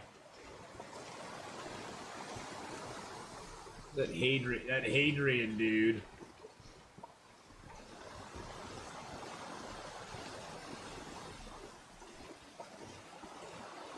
I could swear that at some point I'd send a DM to Redcap. There's Doppelganger. I hate doing this live, but if oh, there it is, Redcap. There it is, right there. There it is, right there. Yeah, well, that's just talking.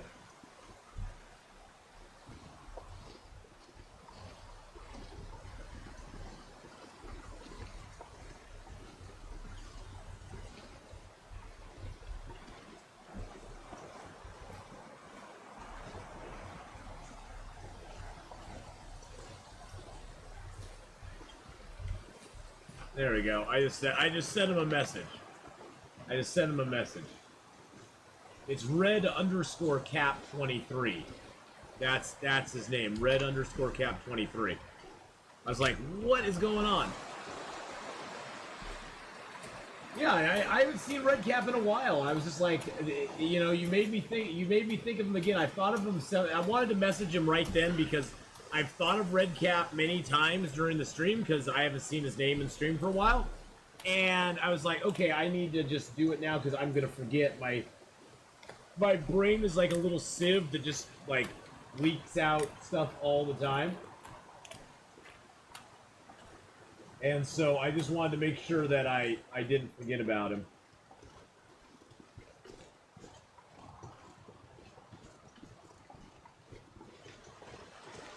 What is that? God, I have all these things on my... Got all these panels over here. I know, I'm not even looking at the game. I'm just wandering in the game. It's sort of like driving and looking at your phone at the same time. I know where I'm going, so... You used to be here all the time, especially for Song Request Sundays, I know. Why does it seem to snow so much more in Broken Railroad, or is it just me? You know, Water Lily, it does snow a lot in Broken Railroad. It does snow a lot in Broken Railroad, it does. I heard those footsteps coming, and there's no wolves in this area at all. There's one wolf that's way up there, but there's no wolves in this area at all, so. Nice try, Fulgario, but we'll just say no cigar on that one, my friend. I'll give you back some points for trying, though. I'll give you back some points for trying. Because you did give it the old college try there. Speaking of college, I'm going to go see my son at college tomorrow. After we get done streaming in the morning, I'm going to go visit my son down at Oregon State University. And hang out with him for a little bit, so. That should be fun. I'm gonna grab... I'm gonna go all the way through and drop this stuff off back in Milton, and then we're gonna have to come back and make another trip. I'm going to college like Rodney Dangerfield. I get no respect. I just got back in a long dark team to learn where stuff is in HRV and AC and Bleak Inlet. Yeah, Ogre, of the three, I'd say Ash Canyon's probably the easiest to learn. Bleak Inlet is a waste of time, and Hush River Valley is awesome, but will take you a lot more time to learn than Ash Canyon. Ash Canyon has a lot of places to go into. Ash Canyon and Hush River Valley, Ogre, are very similar. By the way, Ogre, nice to see you again, my friend. Ash Canyon and Hush River Valley are very similar in the aspect that they are very large zones that have lots of levels to them. Lots of ropes to climb. Ash Canyon has these crazy bridges to cross. But Ash Canyon has has two very nice pieces of loot.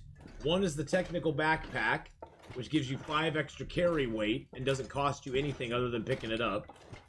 And the other one is the crampons, which allow you to have less chance of sprains on your feet.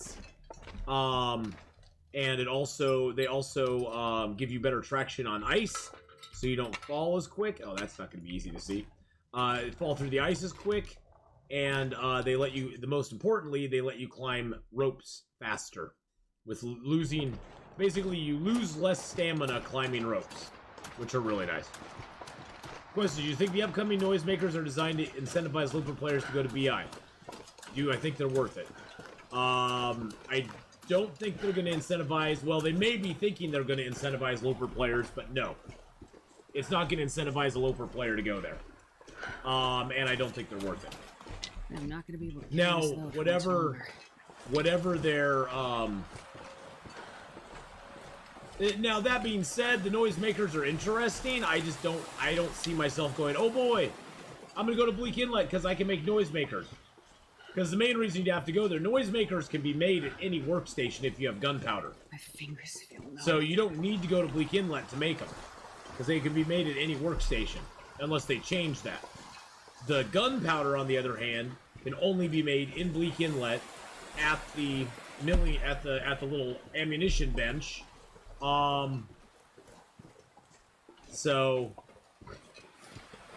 you can find gunpowder in the game already. It might be like a late game fun thing.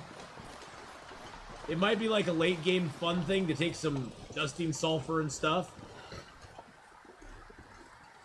Yeah, the noisemaker's gone. That's the other thing, is the noisemaker goes away once you lose it. It's a one-time use and poof, it's gone.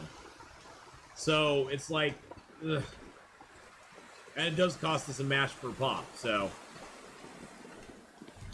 I don't really think it'll be worth it. But Ms. Candelas, happy Saturday to you. Your moose hide. And we'll replace that with a fresh moose hide. And a fresh deer hide. And a fresh black bear hide. There we go. Woof! Yeah, early game, I need that match. I'm better off lighting a torch. Exactly, yeah. If you're gonna scare away wolves, you're better off lighting a torch than having to go through the hassle of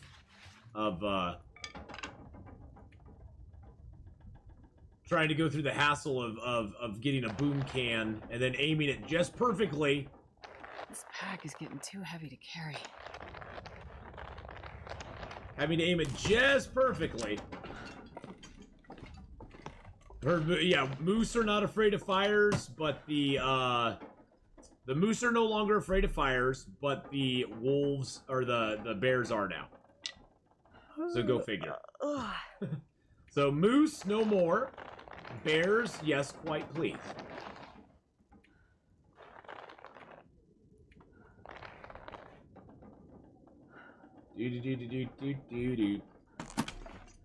Torches do scare wolves, yes.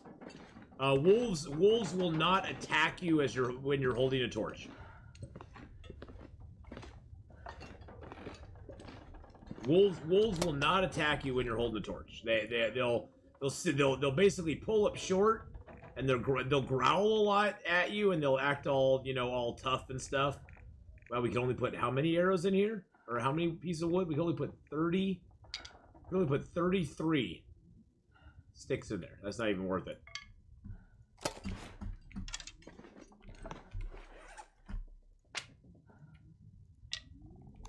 Boom. There's 100 sticks on the ground. There's 100 sticks. Do the bombs? Yes, they do. I believe they do scare off. They do scare other animals. Other animals will run when they hear the booms. When they hear the boom, boom, boom. in the zoom zoom and the boom boom, shake that room. They will run away. Okay, so we have a little bit of time left. Let's craft up our arrow shafts real quick. Just spin around while walking shouldn't be that hard. Well, the torch, the main thing about the torch is not so much them seeing it. They'll see, if you're holding it in your hand, they're gonna see it. If the wolf does not see the torch or fire, they will still attack. That is true. Yes. If you're like behind, if say this wall here is a rock and you're crouching behind it, and a wolf comes around the corner, and he's too close to you at that point to not attack. They have to see the torch ahead of time, and then they'll pull up short, or the fire. If the fire or the torch is hidden from view, there's a very high chance and a very high probability they will attack you, and then you'll be screwed. And then you're dead. Oh, I found that out the hard way many times.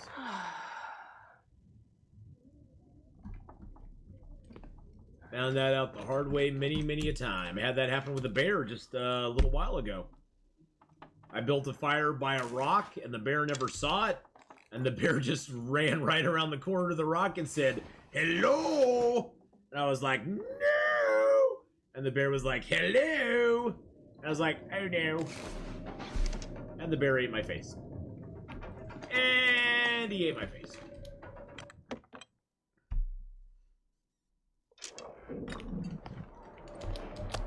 Luckily, I have lots of moose meat right out here. My stomach. It hurts. Oh, God, it hurts. Wow, I got food poisoning off 70% moose meat. Well, that sucked. That sucked. 70% moose meat. That's what happens when you don't have cooking 5.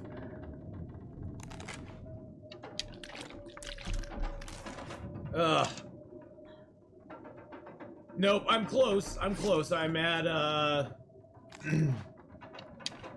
I'm at right there.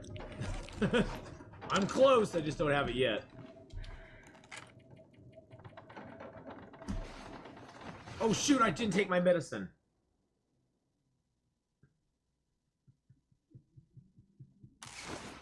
I didn't take my meds. I did not take my medicine. That is hilarious. Yeah, I'm not micro-cooking this run. I feel like I'm gonna die. Oh, you aren't gonna die. We're just gonna have a little bit of a bad day.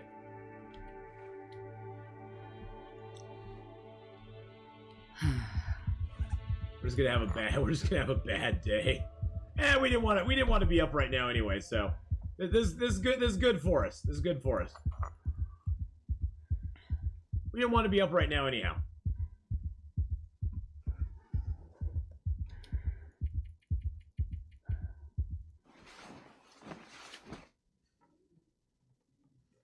Can't believe I just did that. I can't believe I just did that. Hey, our food poisoning's healed now.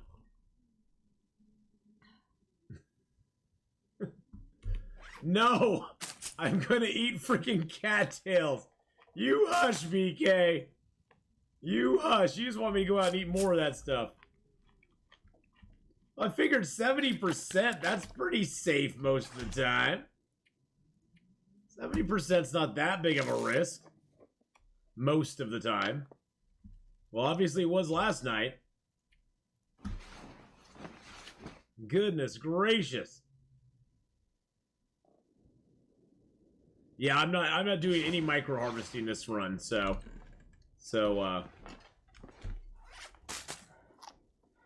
just that's slowing stuff down because of the belly worms. And then I forgot to eat. Then I forgot to eat as well, or I forgot to take my medicine as well. And then I just slept. So that wasted a whole bunch more time. All right, let's get this sucker done.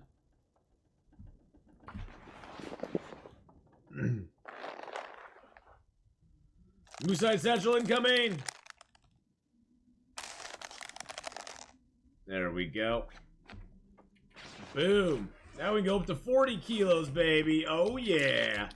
Oh, yeah. Oh, yeah. Hey, we got a cured black bear hide there. We got fresh moose hides there. I'm almost thinking. Here's what I'm thinking.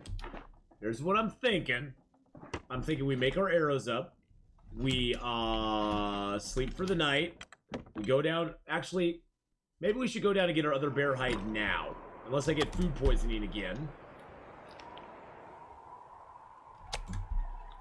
Come on, Iron Stomach Will. Pull through, buddy. Pull through for me, man. You can do it. I think we're going to go down and get our other bear hide first.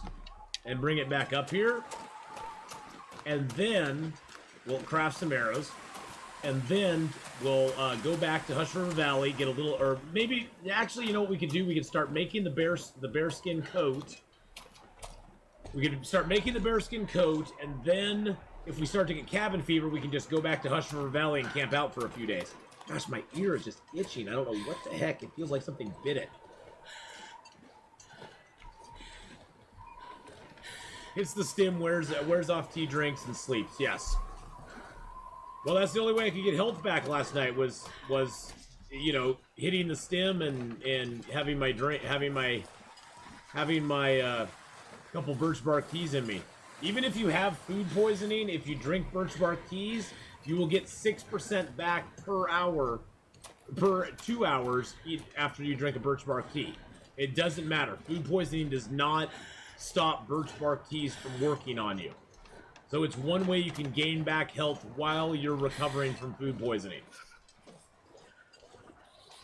So. Yep, heck yeah, it's in the game. So if you ever get food poisoning, if you can down like 5 birch bark teas, that's 30% health you'll get back at night.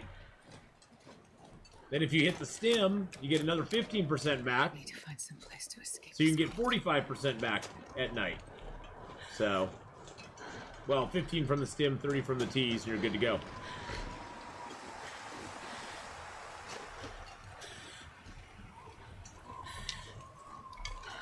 I have 100 sticks sitting in that shed, and what do? I pick up more sticks.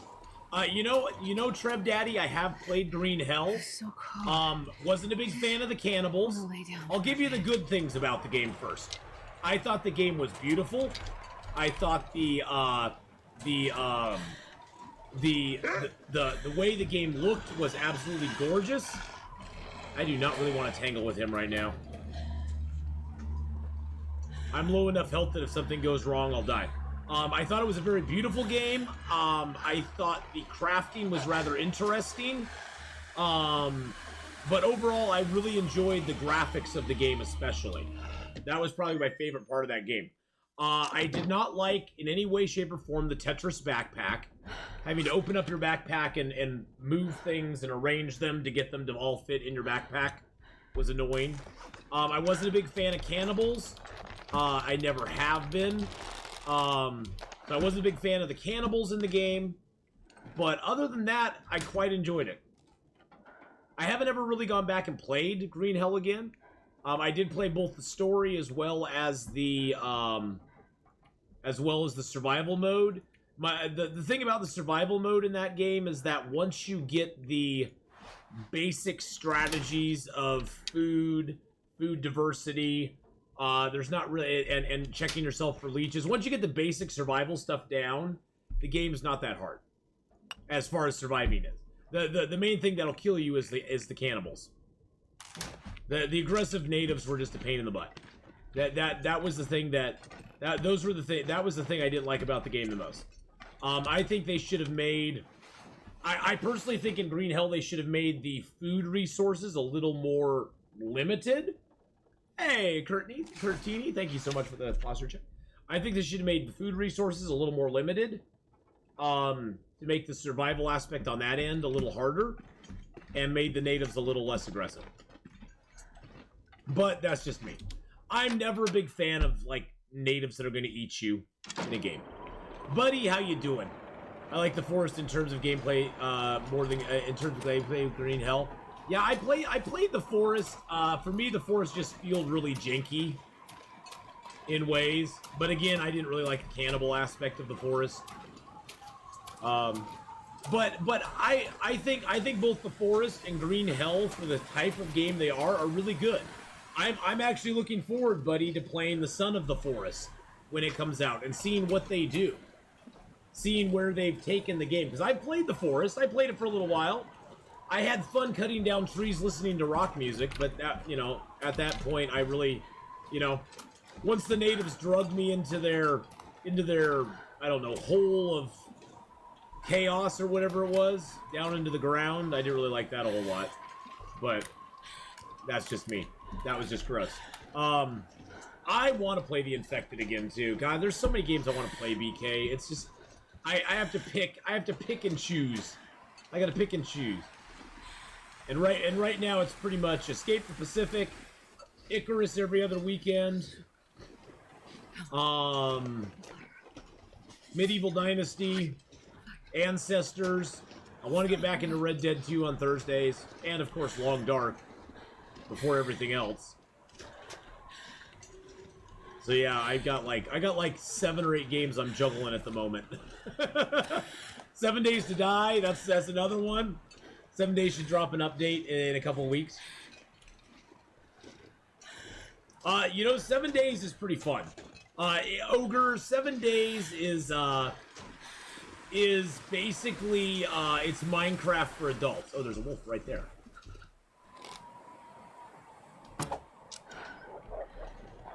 Yeah, you better run, sucker.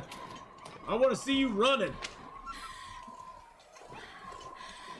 Just don't. Don't run away with my arrow. Winter Survival Simulator. I have seen that one. Yeah. But no, I really like 7 Days. I didn't ever think I would like 7 Days to Die. Getting cold. But I actually really like 7 Days to Die. It's pretty fun.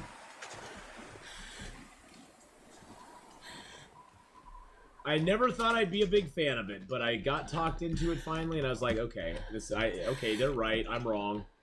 I don't mind admitting when I'm wrong. You know, heck, I was married for 10 years. I'm used to being wrong. And like every day that ends in a Y, I was pretty much wrong. So I'm used to it. See, Joshua knows what I'm talking about.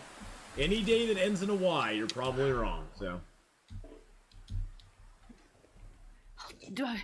If at home, we'll warm up soon. Okay, I could build a fire there, but I couldn't light a torch there.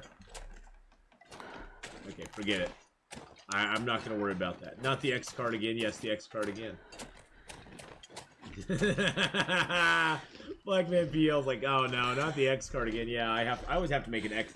Gotta make an X joke like every other stream or so, Blackman PL. But yeah, Winter Survival Simulator looks good. I'm actually gonna be playing in about 2 hours, Trev Daddy. I'm going to be trying out that game Star Sand. I've never played Star Sand before. I'm very interested in giving it a shot and seeing what it's like, because I've never actually tried Star Sand before.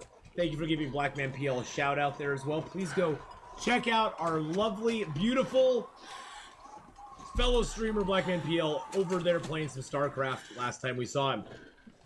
But yeah, I've never played Star Sand before, but I'm kind of excited to play it. It looks pretty decent. As long as this doesn't give me food poisoning, I'll be happy. Alright. Can't confirm the beautiful. Oh, I will confirm. I am confirming that beautiful right now. If I say you're a beautiful human, you are a beautiful human. So you just have to sit back and take it. I have not played Miss Survival. I actually own Miss Survival. I've never played it. I actually, there's several games I own that I've never played. I own Survive the Nights, and I've never played that. I own DayZ. I've only played it a couple of times. I'm not a big fan of DayZ. Mainly because I get skeeved out in it. I get and people just, ugh. It's like the worst in people. It's like I was playing with Doppelganger, and Doppelganger just like off these two guys like joined us. We were all chatting and stuff, and then Doppelganger just shoots both of them in the back of the head, and I was like, "What are you doing?" And he's like, "Oh, they were looking sus, man. I think they were gonna do something to us." And I'm like, "But they didn't do anything." And he's like, "Yeah, but they looked like they were gonna start they looked like they were gonna start something." I'm like, "What is going on?" I just felt so dirty. I felt so dirty playing that game. I just felt so dirty playing it. It just, oh.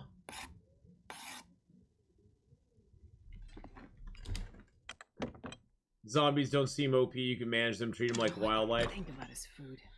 Yeah, DayZ. I guess there are some servers that are more cooperative servers, but you always have to like worry about people just shooting you in the back of the head for no reason other than they don't like you and they want your stuff.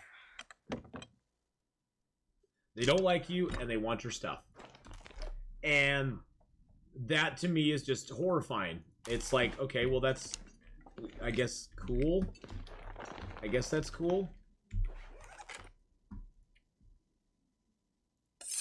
Makes me sad that people treat each other like that, but yeah, I did play for a while. Hadrian and I were playing State of Decay 2, which is actually State of Decay 2 is actually really well done too.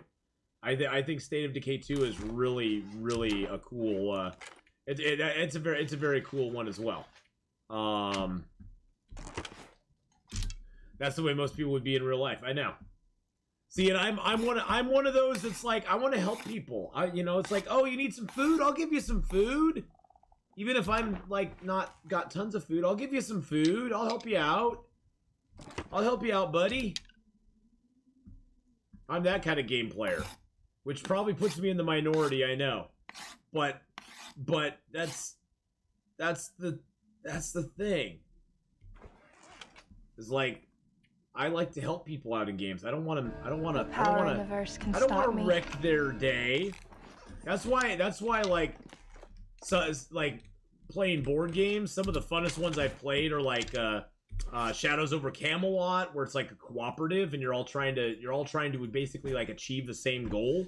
You're all trying to do things to make you know, to win the game together. I like cooperative type stuff. Curtini, the real MVP. Thank you for the follow there as well. Anonymous Not. Anonymous Not. I couldn't read Anonymous. I couldn't read Anonymous.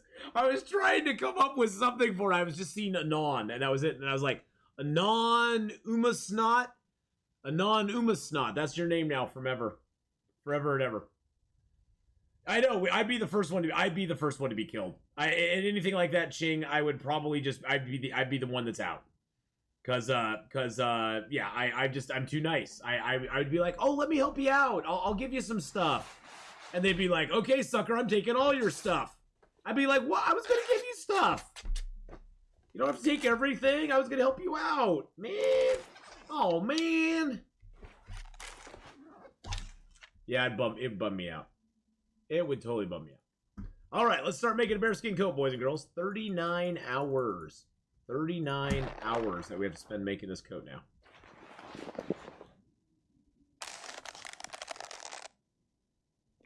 Need a drink.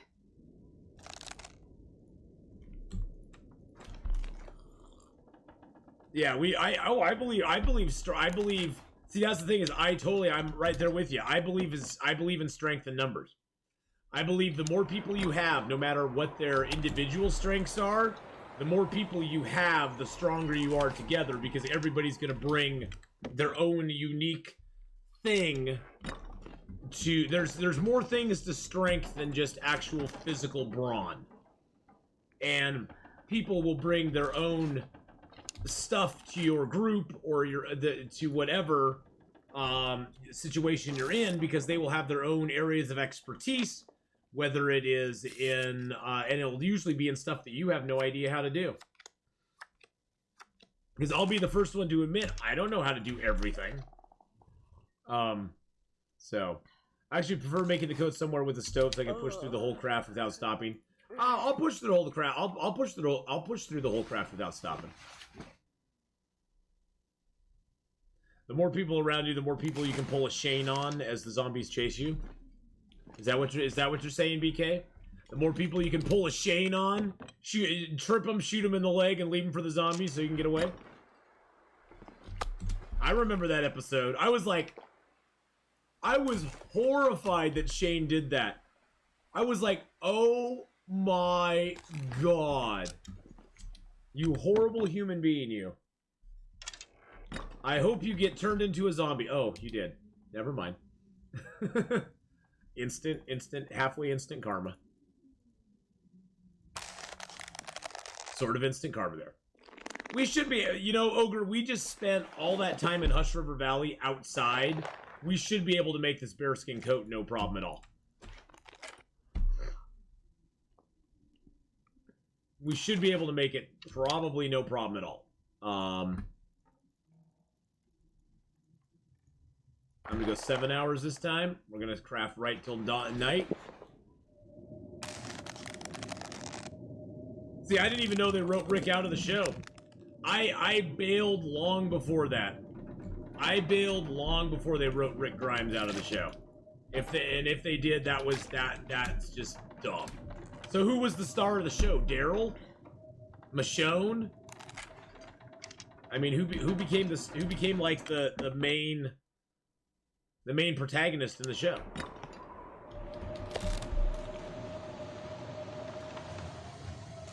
Michonne, Daryl, and Negan. Negan? Don't tell me Negan became like a good guy. Michonne, Daryl, and Negan. Wow, great show there, guys. Great job. No wonder that show died. Because honestly, I thought Michonne's character was interesting for a little while. But overall, I found her character to be kind of flat. Kind of one-dimensional in a way. But that was just me.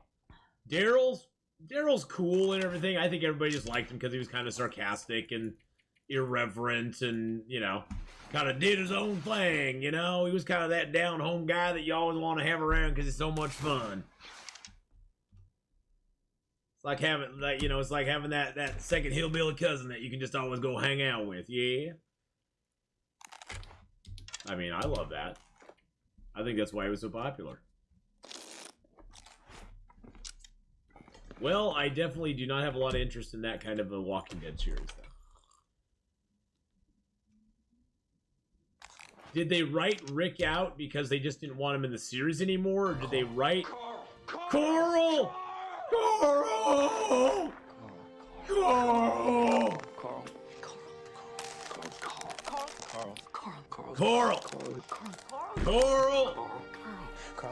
Coral! Coral! Run just ended by a bear with 4 arrows in the face. Oh my gosh, you shot a bear, 4 arrows in the face, and it still ended your run? May wanted to step away for other projects. You probably saw the train wreck that show was becoming. It was like, yeah, I'm gonna make my exit while the exit's good. People will hopefully remember my character fondly and not be pissed off at me, and I can get out while the getting's good. Did they pull a what's that one dude, Glenn? Did they pull a Glenn on him? Did they kill him but not really show him dying? They just alluded to the fact that he died. God, I'm starving. It's dusk, so I can't be far behind.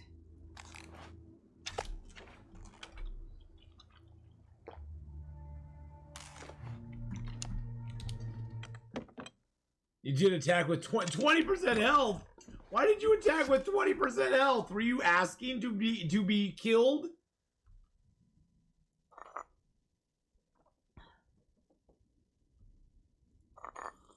I don't know. For me, the whole zombie thing kind of just got old after a while. I mean, Walking Dead became big, and soon there were like 15 zombie shows, 8 zombie movies. Everybody was doing something zombie. Everybody was doing something with zombies. And I was just like, okay, fine. Fine. Enough. Stop it with the zombies. Rick died blowing up a bridge they built as a huge horde was coming across it. Okay. Well, hypothermia... Oh, jeez. Oh, jeez. I was not paying attention to where I was going. That hurts. Smarts a bit. That smarts a bit. He died blowing up a bridge they built. This huge horde was coming across, and yes, I know spoilers, but it was like 2 years ago. Yeah, if you haven't seen it by now, it's not a spoiler. It's like saying, you know, I'm gonna talk about Game of Thrones. Spoilers. It's like Game of Thrones ended and it was sucky, so nobody cares. Spoilers. Nobody cares. That's a bit. That's the spoiler. Is that nobody cares. All right. Let's get a little bit of sleepity poo out here. That'll hopefully stave off a little bit of oh shoot. Okay, let's drink that for our right. No, I don't want to drink that for our right foot.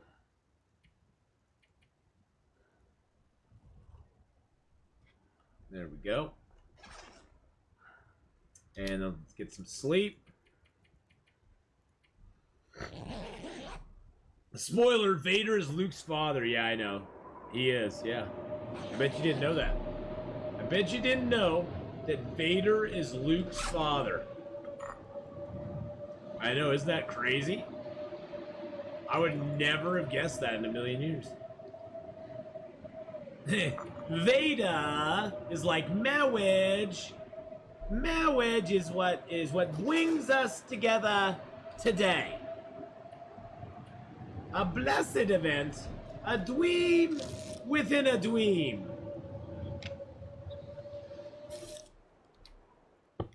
Hey, look at that. We got rid of that cabin fever risk just by sleeping outside for one night.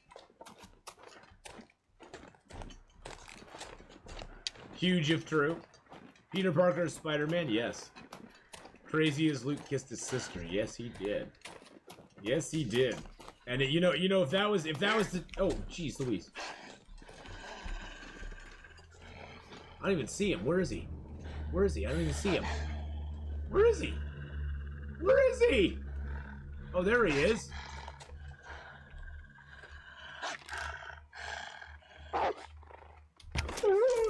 Good Lord, I could barely even see him there. Good God, man. Yeah, new run hype. Thing is, though, that he didn't know it was his sister at the time. And if it was today, it would have started a whole bunch of shipping. People would be like, I ship Luke and Leia, even though they're brother and sister. Which tells you how shipping actually works. It's kind of gross. But yeah.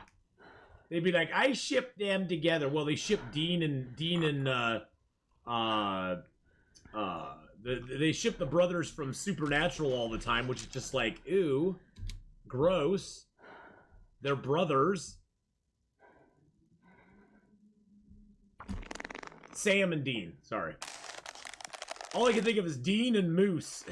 God, I loved Crawley in that show. He was the best. Crawley was the best in that show. He was actually Badger in Firefly.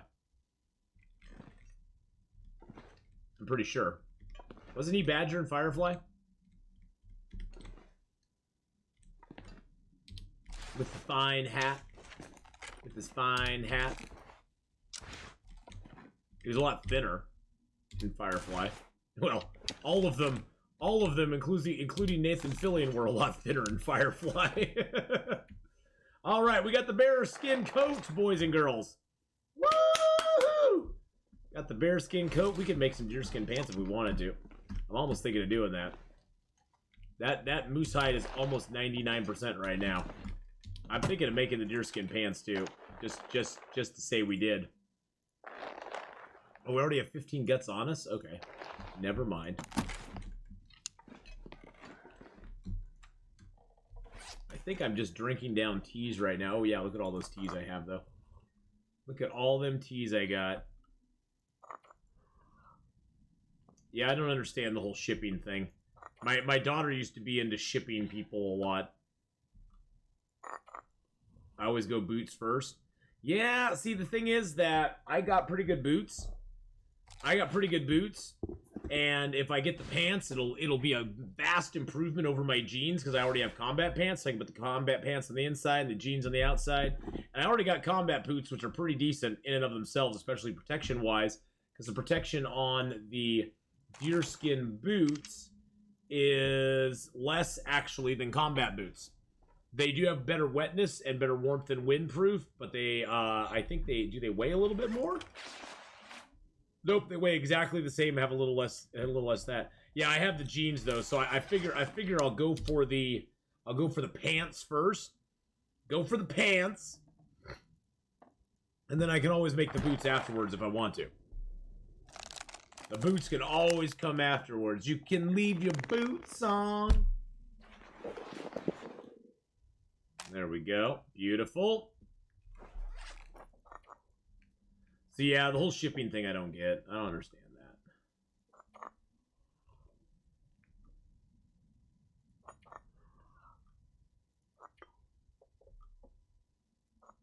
Got all these little .2s. I don't like .2s. I gotta drink them down so they're .1s. It's not about the .2, it's about the .1s. You can't have .2s, you have to have .1s, my friends. Oh, I have a .2 there. Gosh dang it, I stopped too early. It's not about the .2s, it's about the .1s. Okay, we're just gonna spend a little time here. Probably gonna break my sewing kit, which is gonna suck because otherwise I have that, which is gonna take even longer. Yeah, the sewing kit's gonna break before I get a chance to make those. Dag nabbit. That pisses me off. Actually, you know what? Let's grab some of these sticks right here.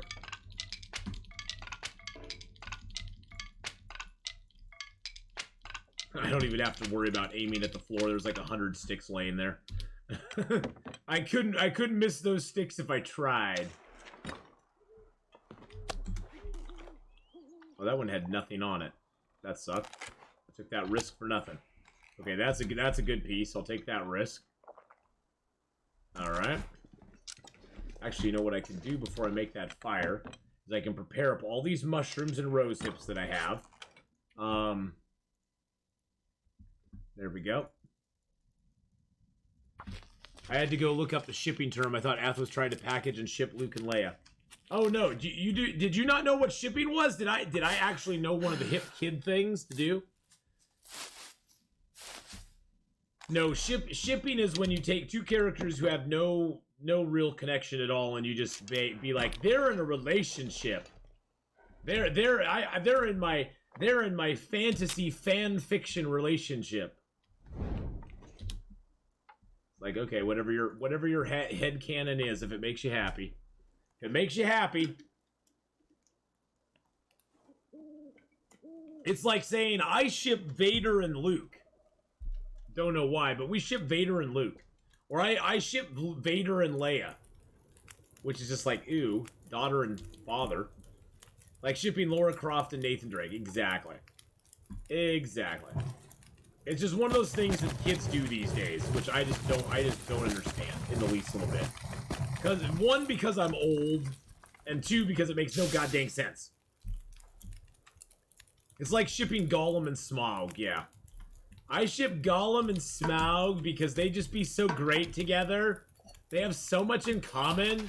Smaug likes treasure, and Gollum loves his ring, and they could get together and have like the greatest. They could have like the greatest precious stuff ever.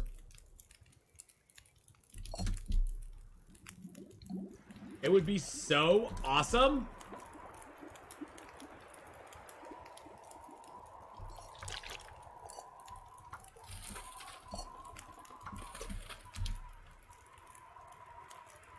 How tired am I? Yeah, I'm a little tired. My precious. Yeah, shipping is a weird thing. I'm gonna ship you, BK. I'm gonna ship you, my friend. I'm gonna ship you across the country, buddy. I was running out of water in there, so I figured, why not? Let's make some water. Make some water, baby. Make some water. Yeah, I don't get the idea about shipping, but hey, whatever. It's all good. It's all good. There's lots of things kids do these days, like TikTok, that I just don't understand.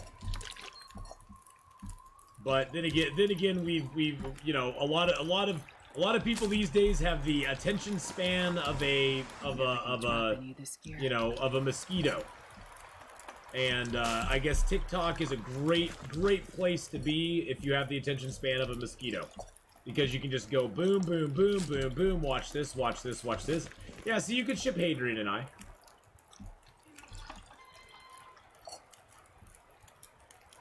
I don't get it. Is this new trendy use of the word? Oh, shipping? Shipping means basically putting somebody into a false relationship. You watch TikTok all the time. I rest my case, ladies and gentlemen. I rest my case. It's basically short for putting them in a relationship. I'm relationshipping these two characters, or these two people.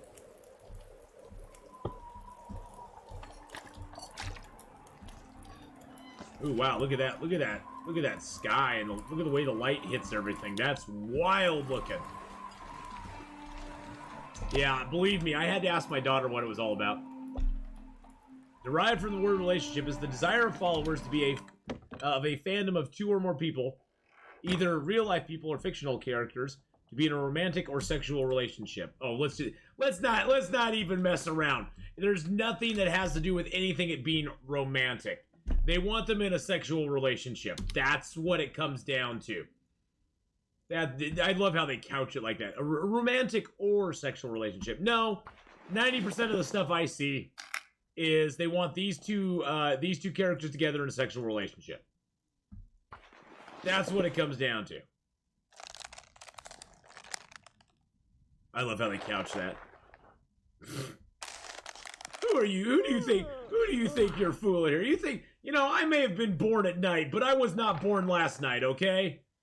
I may have been, but I was not born last night, you little dirty, yeah, so-and-sos. Jeez Louise. I shipped my pants. Who remembers that Kmart commercial? I remember. I do actually remember that. Alright, so we got the deerskin pants. We got those. We can tear apart those.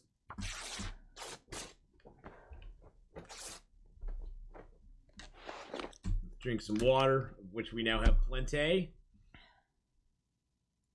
How are we doing on? Okay, we don't have any.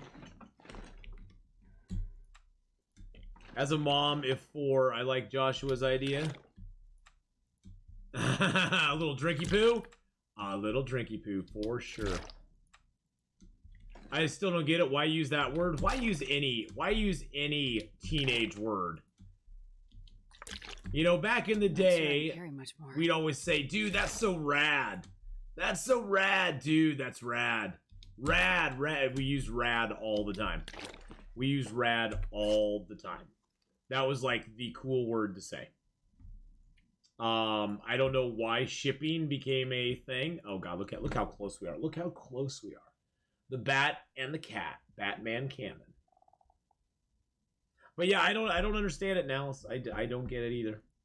I do not pretend to understand. All I do is explain. All right, we got a cured moose hide here. It's getting kind of heavy. A cured moose hide. Oh, look at that beautiful moose hide right there. Let's sharpen up our knife because our knife is in really bad shape. Actually, you know what? Let's head back. Let's throw this in here. We're going to lower our weight a bunch. Just so we don't run into issues with cabin fever. We're going to run back to Hush River Valley, grab our stuff, and then we'll bring it back over here and we'll finish off our moosehide coat. and we'll have that all ready to go as well. So that had no meat on it, and I just took risk of intestinal food poisoning for it. Oh, snap-a-doo. Oh, snap-a-doo. Guess what we have to cook up for you? We've got bear. We've got bear meat over on the bridge that I never cooked. That I don't think I ever cooked. We could get cooking 5. Let's go try to get cooking 5, boys and girls. We are so close to cooking 5. I think if we cook up like 20 pieces of bear meat, I think we'll be good.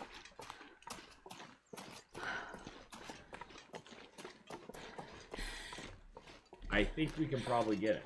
In fact, I'm 90% sure we could. Please, everyone, go watch this if you have the mind of a teenager. What is it? What is it? Right here?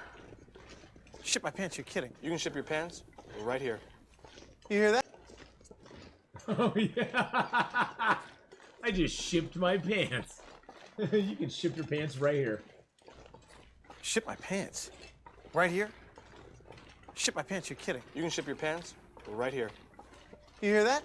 I can ship my pants for free. Wow, I just may ship my pants. Yeah, ship your pants. Billy, you can ship your pants too. I can't wait to ship my pants, Dad. Grandpa, you can ship your pants. I already shipped my pants. I just shipped my pants, and it's very convenient. Very convenient. I just shipped my... I just shipped my drawers. Remember the one about the Australian guy about cocking his deck? Remember that one? That was pretty funny too. He's talking about the you know, putting down the strong caulk on your deck.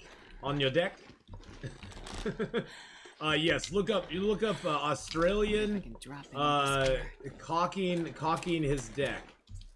It's the most hilarious. Wow, it's hilarious. You're like, whoa! I just shipped my pants. I just shipped mine, and it's so convenient. I just shipped my drawers. That was pretty funny, BK. I liked it. I liked it. I'm gonna give out points for that because that was really good. Oh God, is this the one? Oh God, did you find it already? Disney Plus, Hulu, and ESPN Plus now bundled together. Oh, who cares? Well, if you're like me, you find it very hard to keep your dick dry. I left my dick unprotected, and it was warped out of shape in no time. I could barely recognize my own dick. Imagine that. Then I discovered Schaefer's New Zealand-style dick sealant. The best way to take care of your dick in 3 easy steps. First, wash your dick with soap and water. Then, wait for your dick to dry. What's your dick? He's making his deck all nice. He's just got a very heavy New Zealand Australian accent. He's got that very heavy Australian accent. I'll probably get copyright flagged for that.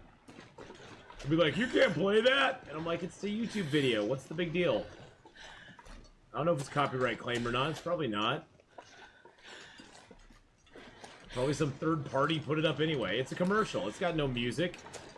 Oh, they'll find something. Somebody will do it. Somebody will do it. Oh, snap-a-doo. Oh, snap-a-doo. Let's cook up some meat for you.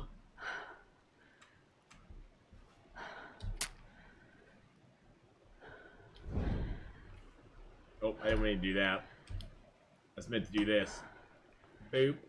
Ba-doop. Yeah, the deck sealant one's pretty good. Come on, little fire. Come on.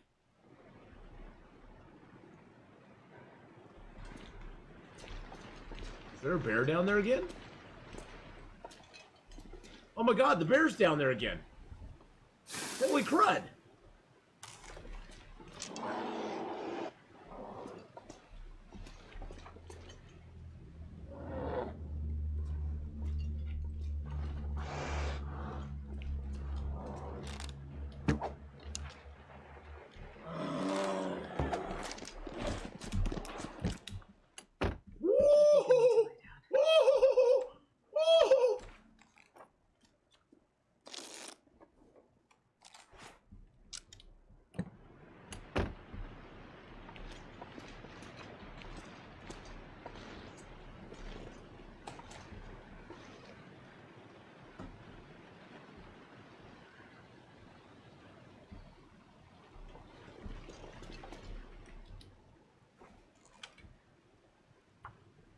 That was very close.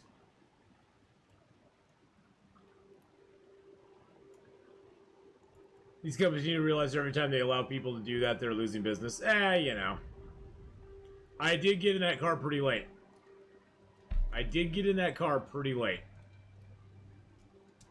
That was my own fault. I should have shot him once and jumped in.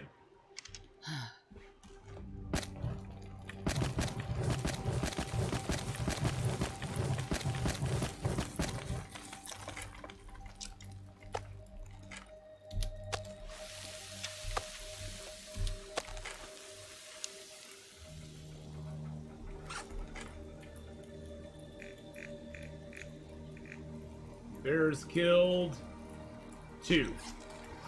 So he's still alive somewhere.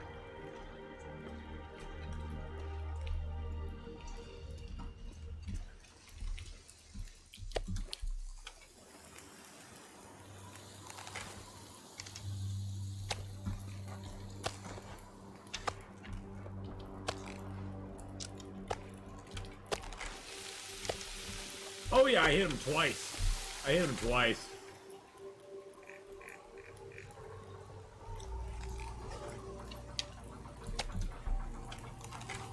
Oh, there were blood drops. They're gone now, but there were.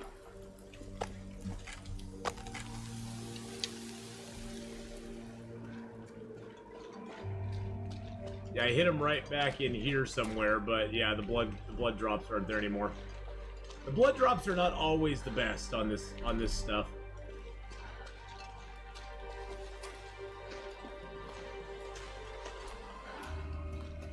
There he is.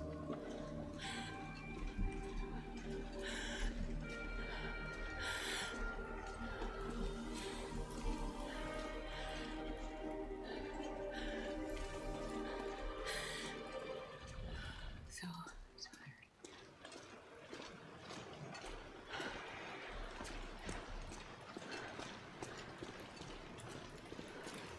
How you doing, Vindictive Minx?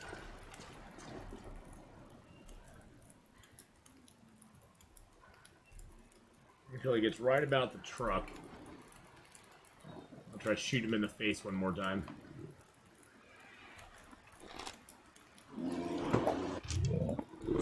There we go.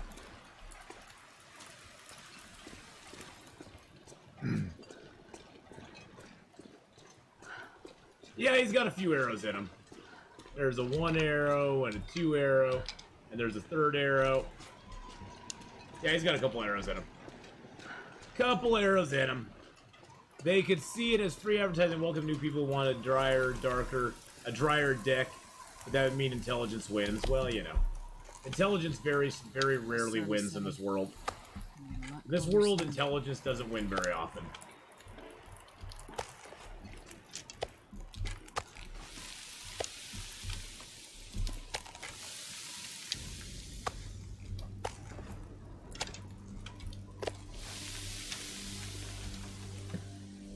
I guess what we're gonna do. Sleep for an hour. I'm doing good, Vindictive Minx. I'm doing really good.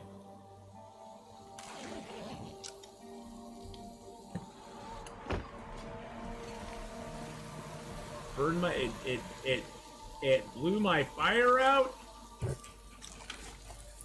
Are you freaking kidding me? You freaking kidding me?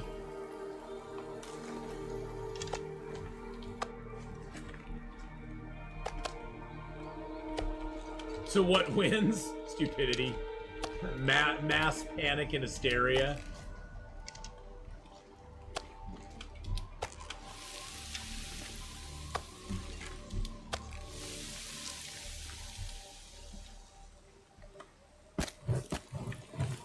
Oh, it is blowing it down.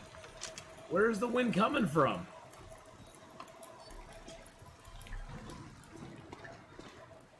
So hard to tell. Is it coming from that direction? Oh, it's coming from this direction. How's it blowing out my fire right there?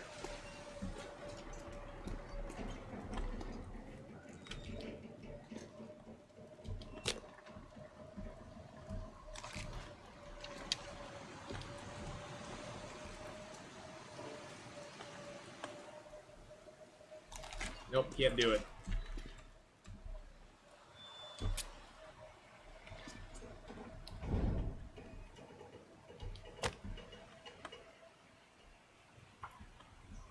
I know, the game's cheating again. Again! The game figures out where my fire is and goes, we're gonna blow that sucker out.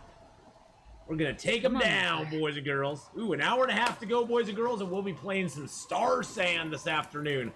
I am actually really, really excited to try Star Sand out. I really, truly am. Alright, we're gonna take that piece and put it over here. Oh. If you want to retain your cooking time, you can take it off one fire and put it onto the other fire. I'm not sure I can carry much more. Oh, shush-a-doodles. You'll be just fine. You can carry whatever I tell you to carry, my dear. Let's see. So we're sorted by weight. So there's the kilo pieces there.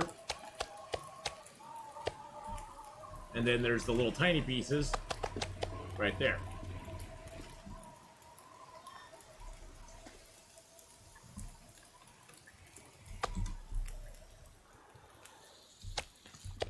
Oh, and now of course the wind's gone.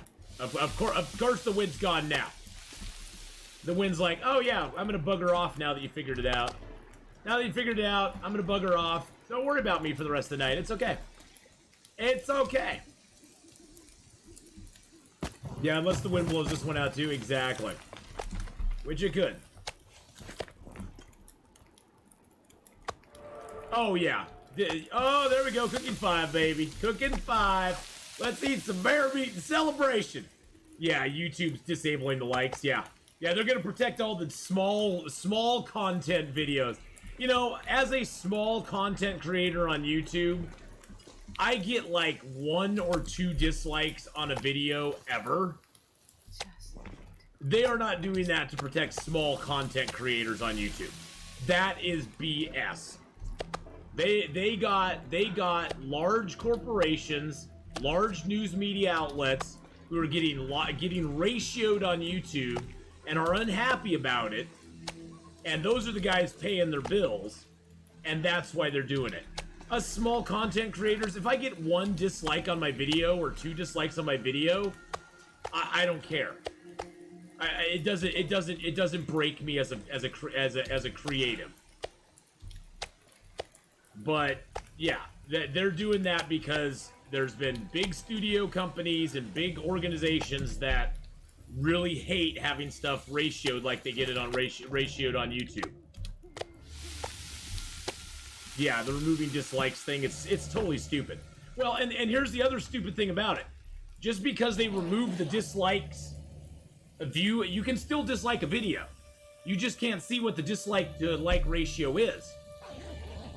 And the content creator, if they're saying they're doing it for small creators, you can already turn those off if you don't want people to see them anyway.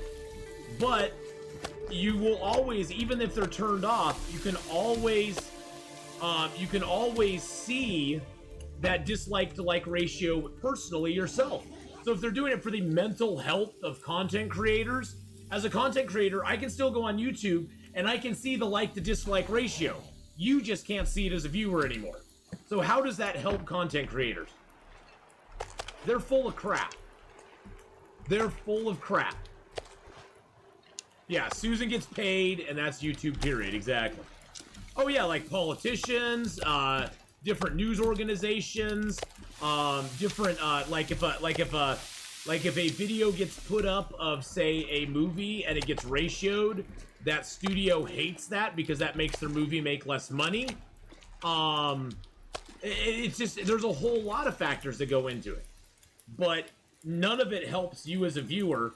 I think the main thing I've seen about it that I've really taken to heart is I've gone on YouTube before to find videos to help me do things, like tutorial videos, to help me fix something or help me build something.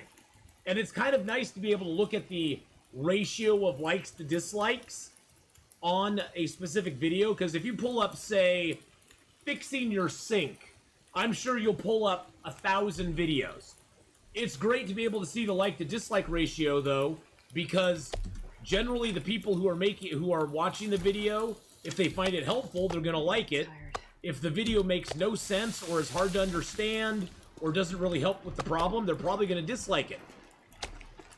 And that helps me pick as a viewer which one I want to rely on to do something like that. Especially since there's so much content out there, it's really nice to at a glance be able to go, oh, this looks like a helpful video. I think I'm gonna check it out. I don't know. It seems very politically and corporate driven more than their whole BS about they never contacted me. Their extensive research where they say they did extensive research talking to the community. They never talked to me. They never got my opinion on it. So I don't know what extensive research they did, but it never came to me. So, and I'm a small content creator. I'm a small content creator, so I honestly think, and I've watched a few other YouTubers talk about this, but I honestly think this will come back to bite them. I think it's gonna come back to bite them. I think they're gonna lose. I think they're gonna lose more than they gain from it. I think they're gonna lose more than they gain from it. I mean, they're already bleeding out. As much as I dislike TikTok, they're already bleeding out viewers to TikTok. That's why they came up with the YouTube. Do a YouTube Shorts. Ooh, let's do a YouTube Shorts. Doesn't that sound like fun? It's like, yeah, you guys are so bankrupt on ideas. Yeah. So it's one of those things where I think it's a dumb move, but companies make dumb moves all the time. I don't know of any small YouTuber out there that first off gives a crap about their likes to dislike ratios. I mean, on a video, so let's say on my most popular, most watched video on YouTube. My most popular, most watched video ever on YouTube only has like 26,000 views. And let's see, let's filter that. Views, there we go. Oh, 32,000 views. And on that, my like to dislike ratio is 96%. I only have 396 likes on the video. I mean, it's like, do I care? Do I care? I mean, they don't care. YouTube doesn't care about me. They aren't pushing my videos out to anybody. I mean, that's my most of my videos that I'm looking at have anywhere from 83 to 96, 97% like to dislike ratio. And I get like a few hundred likes on a video. It's like, that doesn't hurt my feelings. Atheenon, they love the big company and they make more money from them than the small ones. Exactly. The thing I'm railing against Minna is that they came out saying that this is to help small YouTube content creators. Stop your BS. Just say, you know what, we got a lot of blowback from certain political organizations as well as news media, as well as big companies that don't like their stuff getting ratioed on YouTube. So we're going to take away this. We're going to take away this thing. I mean, if they came out and said that, I would totally respect them for doing it. I'd be like, yeah, I understand. I get it. I get it. I mean, but what are they going to come for next? I mean, all that people are going to do, I heard somebody say this the other day, all people are going to do now is they're going to go into the comment section and go dislike. And then they'll try to get people to thumbs up their dislike, so their dislike stays at the top of the queue. Are they now going to regulate comments as well? Because that's what's going to happen, is now people are going to go into the comments section and just write one word: dislike, dislike, dislike, dislike, dislike. I mean, that's what's going to happen. They think they're so silly. They're so silly. They are so just bankrupt. But well, yeah, but you know what? Even if there's an 8-to-1 dislike to like ratio, you know what? Those videos are still getting more freaking views than I get. I can never get mad about transparency. If they came out and specifically said, we have certain political groups that don't like all these negative reviews and stuff, so we're gonna take away the like and dislike thing. If we have lots of companies that don't like it, and frankly, we make a lot of money off those companies, and we don't want them to abandon us for another platform. I'd be like, I understand.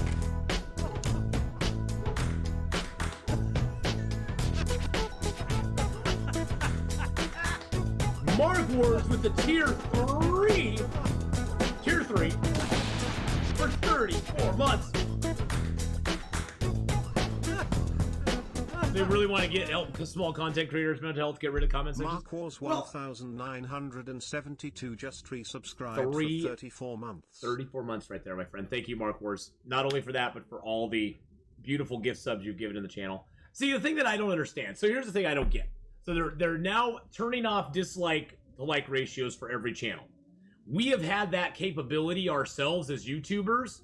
We've had that capability for months. If you don't like showing your like to dislike ratio as a YouTuber, you can go and turn it off yourself. But you know what? They found out. They gave that as the option first. But the thing they found out is that most people would go, oh, this person's turned off the like to dislike ratio. They either A, are embarrassed of their video, or B, are embarrassed of their video, or C, don't want people to see what their ratio is because they're embarrassed of their video. That's what people realized. And so now they're doing it as a blanket thing so everybody's under the same 10. I don't really care that much. I just found it funny. I just hope they don't do something like that here on Twitch. I just hope they don't do something like that here on Twitch, honestly. You know, do some weird move like that here on Twitch. That would just make me sad.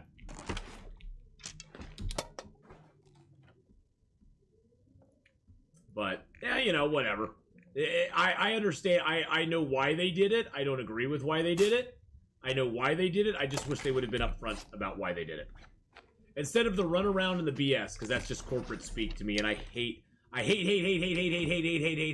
corporate speak. Corporate speak can bite me. Yeah, they're not helping small content. If they wanted to help small content people, they would push up channels that had, you know, that were getting close to 1,000 subs or something. You know how hard it is these days to get 1,000 subs on YouTube? And Vindictive Minx, I don't care about it per se, other than the fact that YouTube is part of the, you know, community. I have a lot of people who watch on YouTube. I personally like seeing likes and dislikes on YouTube. I think it's helpful. It's helpful to creators. It's helpful to viewers. But no, I don't. It's not like I have a big personal stake in it because YouTube is not that's not my main thing. Twitch is my main thing. YouTube is like my place to put videos, to have backups, and to let people watch it. I know. Yeah, you found me on YouTube, exactly. And that's the thing, is I just don't want my videos to be hidden any more than they are already. I want my videos to be available to people so they can actually watch them. As a mod in the channel, I'd like to say to our Amazon overlords and Mr. Bezos personally, we love and appreciate everything you do.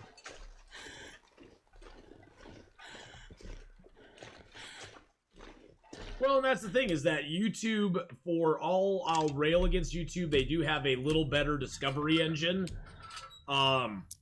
than Twitch does. Twitch's discovery engine is horrific. That's why I recommend anybody getting in on streaming here on Twitch to definitely make YouTube videos as well. Clip together stuff or just post up your videos of your streams onto YouTube so people can have access to them there as well. That way if somebody misses a stream, they can go back and watch it. Or if somebody's never heard of you before, maybe they'll run across you or get recommended you. If they watch another Long Dark video or something, they'll get recommended. You'll get recommended to them, and they can come and check you out. And so that's, you know, I think YouTube is a piece of the puzzle, and I don't like it when they make changes that are. I don't like it when they make changes that make, first off, no sense, and second off, they make changes and then lie about why they make the changes. They tell you a reason they make the changes, and the reason is not the reason they made the changes. The YouTube sub crap is broken. Yeah, well, people get unsubbed from channels. They get YouTube has a blacklist of creators on their platform as well that they blacklist and they don't like promote. I'm not one of those because I don't do anything controversial, but YouTube, I remember YouTube when it was the Wild Wild West, and YouTube had some crazy stuff on it. YouTube was insane, and you could find just about anything you wanted on YouTube within the law. But Mark Wars is waving at Earth from Blue Origin. What? New Jersey plane crash kills Blue Origin astronaut 22 hours ago. What? Really? Is that real? Is that real? A New Jersey plane crash killed a Blue Origin astronaut? But YouTube has gone corporate. I mean, you know. Yeah, you can actually find stuff on YouTube. Now I go on there and I'm pushed all these videos that I don't care about. I'm like, I don't want this. Well, didn't they try their YouTube Red thing? They were trying to get everybody to pay to see Cobra Kai, which Cobra Kai is a good series. I would never pay YouTube to see it. I waited till it came to Netflix and then I watched it. I waited till it came to Netflix. I was like, what am I gonna play YouTube to watch stuff for? Go screw yourself, YouTube. Go screw yourself. I ain't paying you nothing.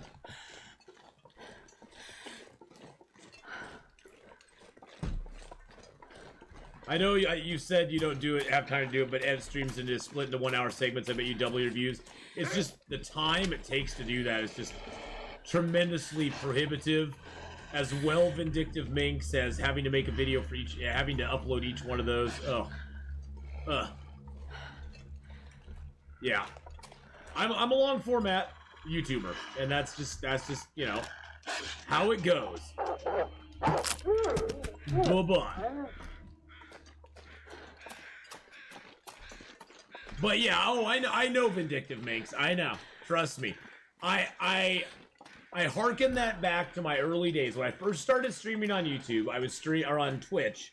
I was streaming EverQuest, and I did that for a long time. Vindictive Minx. Most of my old videos on YouTube are all split into like half-hour to hour segments of me playing EverQuest. It just became so laborious to do that, and then I just started falling behind. And then I had to upload each one individually. And then you got to remember, YouTube only pushes out. YouTube, if somebody subbed to your channel, they will only receive announcements for 3 videos in a day that your channel publishes. So if you publish 6 videos in a day, 3 of those will get lost in the ether, and nobody will know they came out unless they specifically go to your channel. YouTube will give none of your subscribers announcements about it. Let me turn on your sarcasm detector. My point about Bezos being oblivious to everything other than his ego. That is so true. That is so true. But yeah, I mean, you know, it's one of those things. YouTube is a murky water to navigate. Because their TOS is completely, like, well, Twitch's TOS is completely hard to navigate as well. But Twitch and YouTube's TOSs are really hard to navigate as far as what you can and can't do. Oh, yeah. There's things they allow that they probably probably shouldn't allow, and there's things that... Nope, I can't do it. There's things that they promote that they probably shouldn't promote. But I can't stream because I can't figure out TOS. Terms of service, yeah, the terms of service here are kind of crazy. I watched all Hadrian's AO series, and after the 3rd series, it recommended your video. Oh, that's cool. After the third series, it went, you should go check out Atheenon too. Why not? Go give him a look. Go give him a looky-see. Well, Vindictive Minx, I'm glad you did. See, for me, it's all about the live stream, though. The live stream is where it's at for me. I'm not saying I don't... I mean, I love my YouTube audience. I try to read, even if I don't respond to every comment on YouTube, I try to read every comment on YouTube, good or bad. And I've read some bad ones. I've read some funny ones.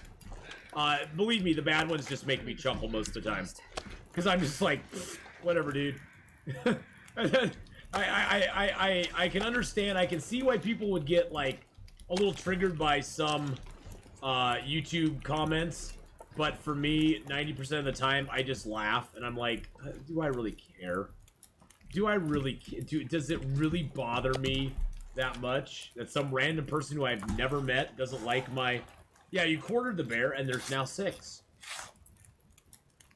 Isn't that odd? But yeah, it's like, do I really care that some random person doesn't like my stuff?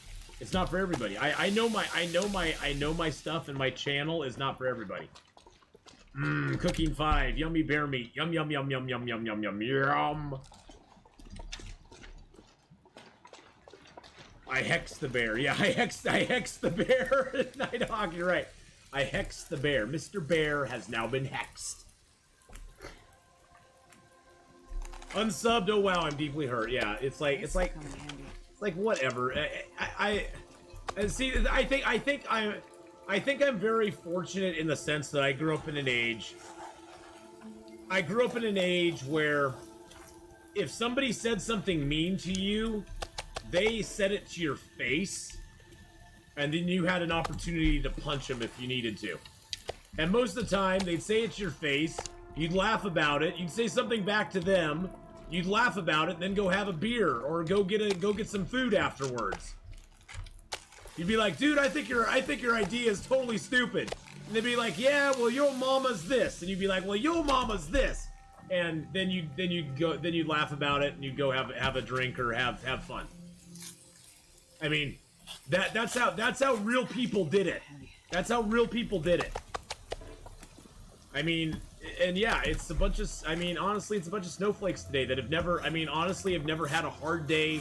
They've never had a hard struggle in their life. And they are so used to saying things to people online with no repercussions and getting 500 likes on their comments, so they, of course, think that they're the best. They care more about the likes than anything else. And it's like, when you wrap your life up and make it all about likes and dislikes, I'm sorry to say you're gonna be disappointed at some point. You're gonna be very disappointed. Gonna be very disappointed at some point. So, I mean, sure, I love my followers. I love having people follow my channel. I love seeing the support that comes in for my channel.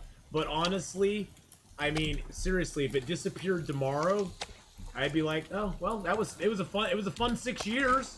The fun 5 years, I guess I'll move on to something else. I think part of that is I'm old. I've moved on from many things in my life at this point.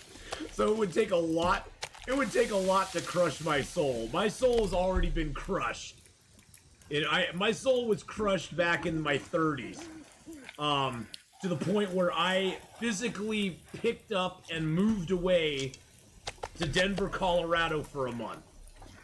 That's the mental state I was in. Is I either needed to move out of state and get away from everything that was going on, or I just need to do it. And so I did. And I took a month off. I got my head back on straight. I'm thankful I came back because of my kids and my family. But I was in a bad spot. I was in a really bad spot. So I know what it's like to be really low. I know what it's like to just feel like the world does not hold anything for you, because I've been there. And it took me moving 4 states away from where I live to kind of get over that. So, I get it. I mean, it sucks. Life sucks. I think people these days don't deal with most stuff pretty well. I don't think I dealt with that situation real well, but that's how I dealt with it, and it worked for me, so. Oh, I've been in a better place for years now. That's the thing, is I don't tell that as a story to make people feel bad for me or anything. I tell that as a story of I've been in positions before. I've been in that position where the world seems to be crushing you to bits. I've been in that position where you feel like I mean, I remember that morning like yesterday, where it just I felt like the world was coming to an end. I felt like I had no options left. It's the worst feeling ever. And I packed up, I just basically hurriedly packed things in my car, and I just started driving. And, you know, Denver, Colorado later, I was done driving, and I was like, okay, I'm gonna stop here and see how things go. Oh, I never drank until after I never drank until my late 30s, Juggalo. I've never been a person who liked alcohol. I've never been a drinker. I had an alcoholic uncle in the family, which kind of made me shy away from drink. I mean, it was sort of one of those, you know, in your face kind of examples of this is why you don't drink, like, you know, and I mean, I drank a little bit, like some Bud Lights in college, maybe. You know, I had a couple Bud Lights in college, but I've never been a drinker. Even since then, I've never liked the taste of beer. I've never been a hoppy flavor person. I like ciders. I like the way ciders taste, but.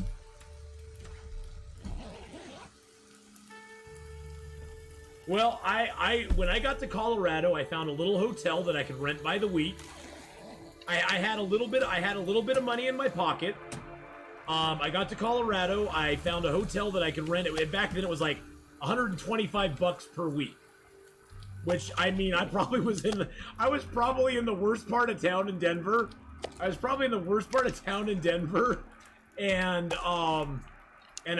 I found a little motel I could rent for $125 a week, and then I went down to the local you know, unemployment place where you could get like day labor, and I just went out on day jobs for like a month, like a good month. Everything from picking up beams and getting them to the top of houses, there was one job where we were like taking dinged and damaged refrigerators and dishwashers and stuff, and kind of cleaning them up a little bit to be sold in like some sort of discount sale. I mean, it was just odd job after odd job. But yeah, I mean, like I said, I'm not saying anything about my time away in Denver as a bad thing. I'm saying that it's how I dealt with a bad situation in life, and I've been there. I know what it's like to be at that low point where you just feel like the world's crushing you down. And no, you don't need alcohol to feel that way. You don't need alcohol to feel that way. At that point, my marriage was falling apart. My wife and I were separated already. My job was falling apart. My job at the Oregonian, the newspaper, was falling apart. I felt like I knew I was going to be losing my job within the next 3 to 4 months, the way they were treating me, because I was an independent contractor. So things were just not going good. It was just the stresses of life. So.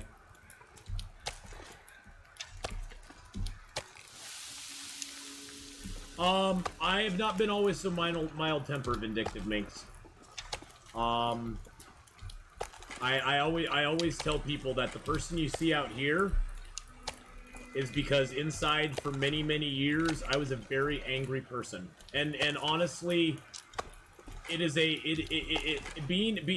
I seriously, I was an angerholic.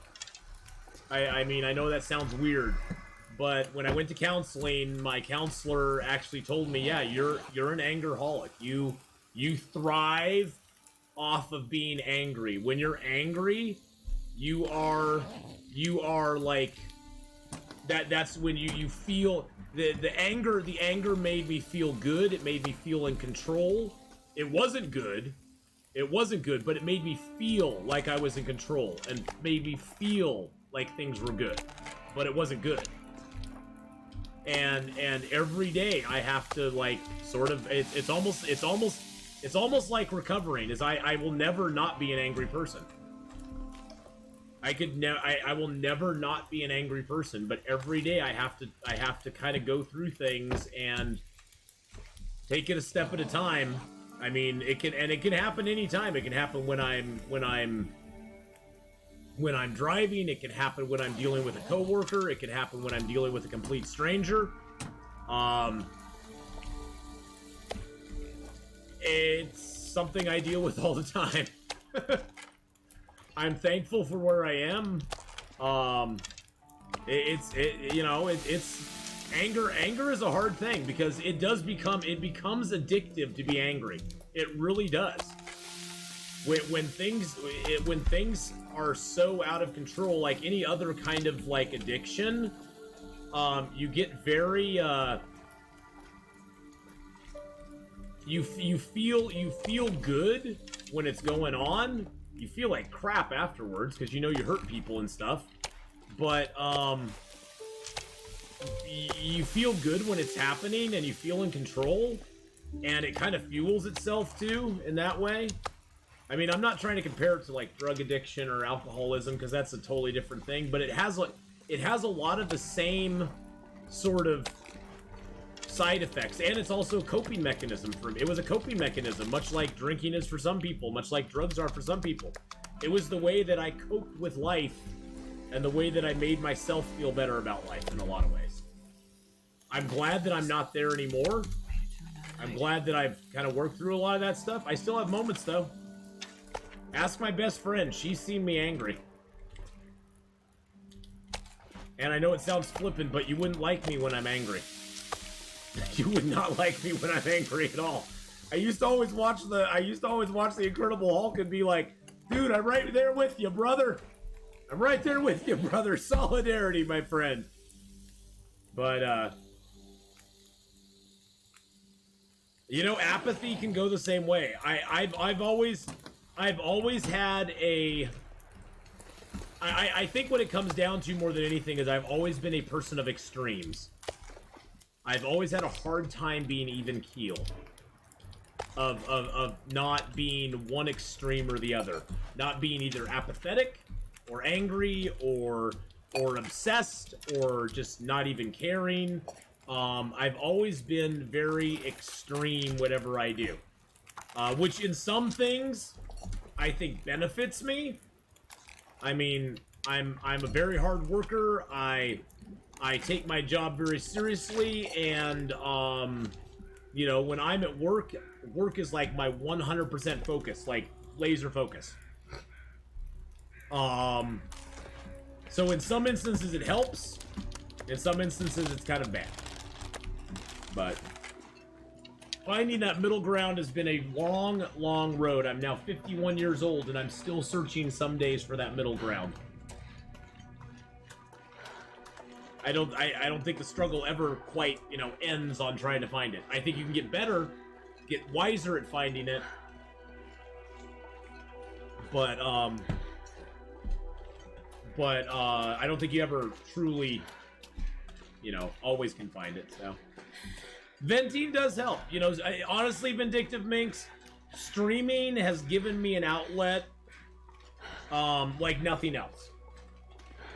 Streaming is giving me an outlet like nothing else, which is why I encourage people, especially people like myself, who are introverted, who don't like physically being around other people.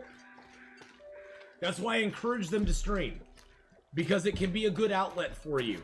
You get that interaction, because I like interaction with other people, but I don't like lots of people around me, if that makes sense.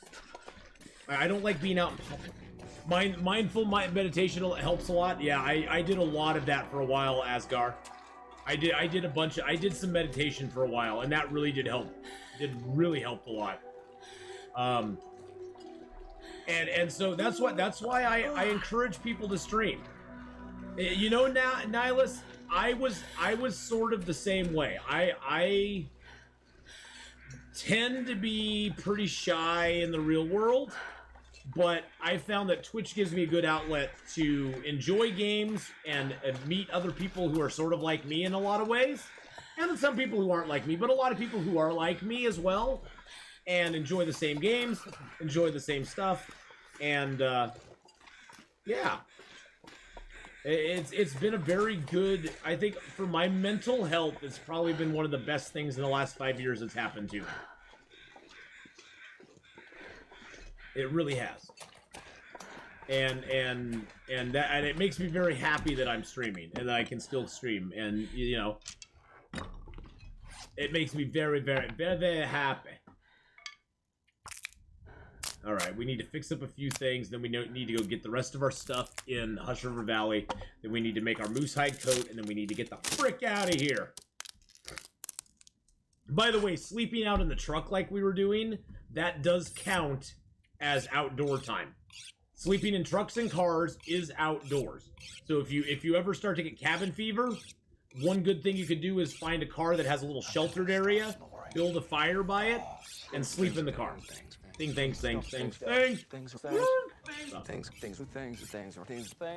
I appreciate real talks with Ath. Yes, we had an Ath talk today. It's not a TED talk, it's an Ath talk. Venting is like anything physical, running or weightlifting to relieve negative feelings. Well, yeah, that's why. Well, and that's why I highly recommend. And I am, believe me, I am not a big not supporter. Supporter is the wrong word. I'm not a big proponent of therapy. Let's just say, I don't not believe in therapy. I think a lot of people get therapized for things that really they don't need to be therapized for. And I think some therapists are quacks. But at the same time, I think for certain things, therapy can really help you. And for me, therapy over my anger really helped me. I believe if you really feel you need to go to therapy, I think you need to look into it, because it can, if nothing else, it can help to have somebody to vent to, talk to, that has no idea who you are, and they can give you kind of an unbiased assessment of what they think is going on.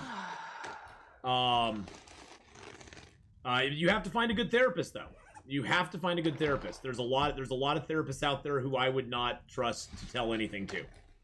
I found a wonderful therapist, Byron Kaler was his name. Wonderful, wonderful gentleman who helped me through a lot of my anger issues when I was younger. Who helped me really, like, he gave me some good steps. He was an anger therapist, and he really helped me. And so I think there's a time and a place for therapy. Marriage counseling therapy, I mean, I know this is probably not completely true, but we went to marriage counseling, my ex-wife and I, and it was just a waste of time. We were already over each other. we were already over each other. There was no. I went to one therapy session with her for marriage counseling. I was like, no, I don't want to be married to you anymore. I'm sorry, honey. Yeah. And that's the thing. It's like, yeah, there's a point where it becomes divorce counseling. Exactly. And I was like, this is a waste of my time and my money. I just don't want to be married to you any longer. I want to, you know, I want to still be in the kids' lives, but I just, you know, it's over. It's done. There's no point. But yeah, hairstylists are also great for that. But yeah, I mean, you definitely counseling can really have a place. Is it the answer to everything? No. Just like there's no one true answer to anything. Counseling isn't the answer to everything for every person. It can be a helpful tool, and if you feel it's going to be a helpful tool for yourself, great.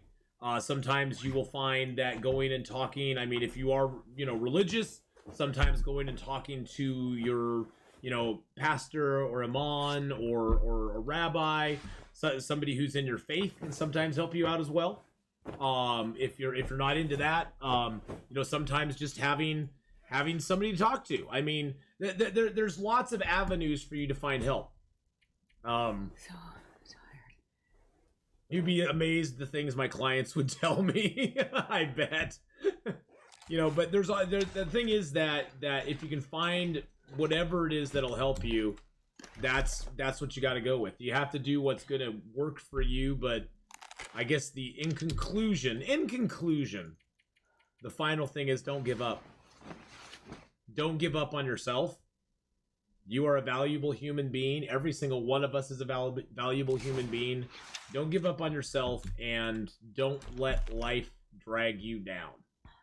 Don't let life and the trolls online, BK, I'm looking at you, drag you down to a point where you are feeling bad about yourself. Because it's not worth it. You have value, you have worth, no matter what. No matter what BK says.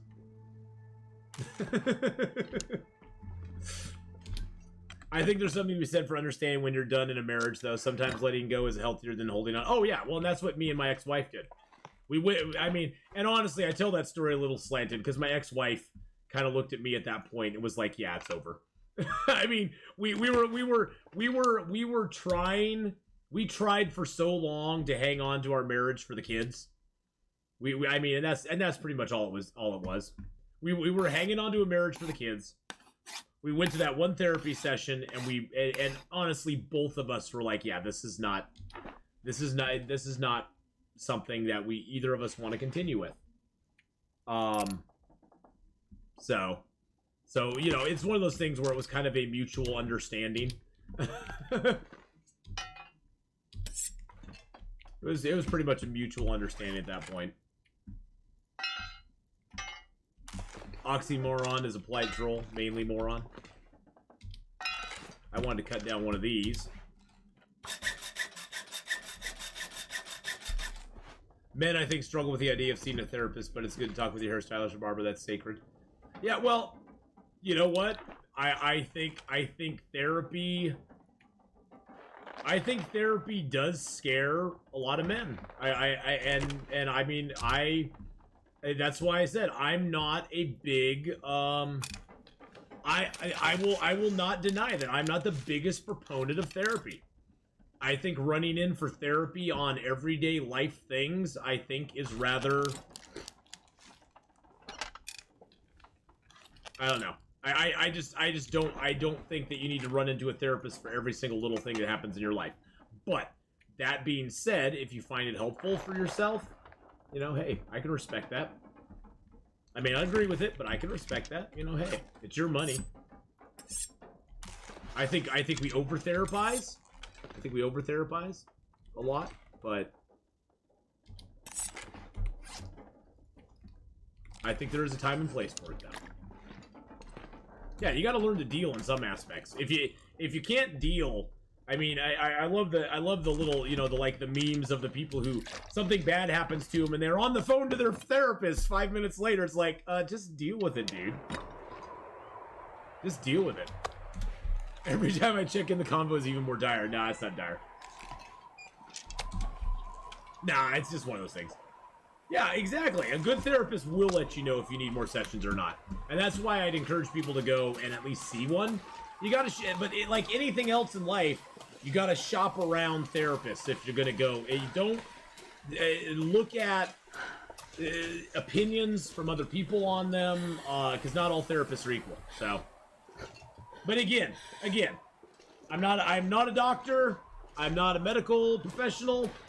I can only speak from my own personal experience, and I can only give advice that I give out of my own personal experience. So please do not take anything I say here as medical advice or as personal life advice, because I am not a physician. I am just some dumb 51-year-old on Twitch.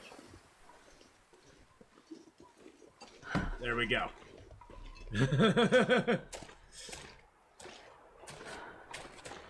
Most people go to therapy now to make people happy when they ask, "What did your therapist say?"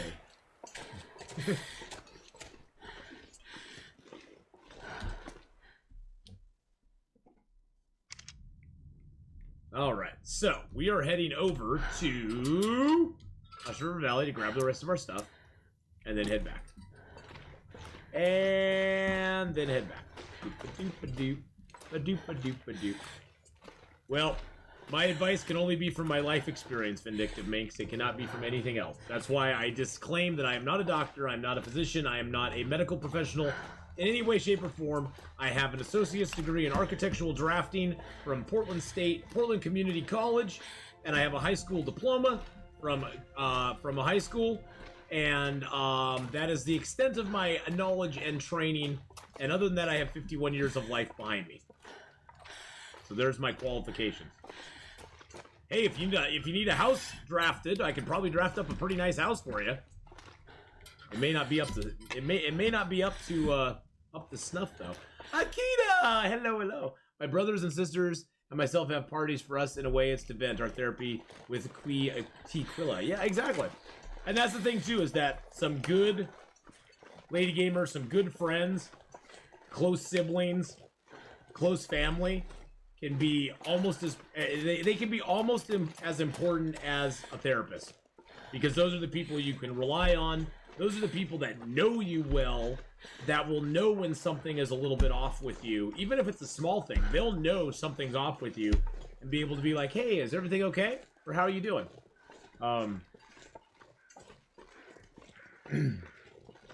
My therapist said D's right here. Deal with it. Metallica are my therapist. I went to therapy. I used heavy rock and roll music as therapy for a long time in my life, Python Papa. I banged my head quite often when I was young. Metallica, Megadeth, Anthrax, Prong. I had to throw Prong in there. Prong was just great. I loved. Me and my friend were obsessed with Prong.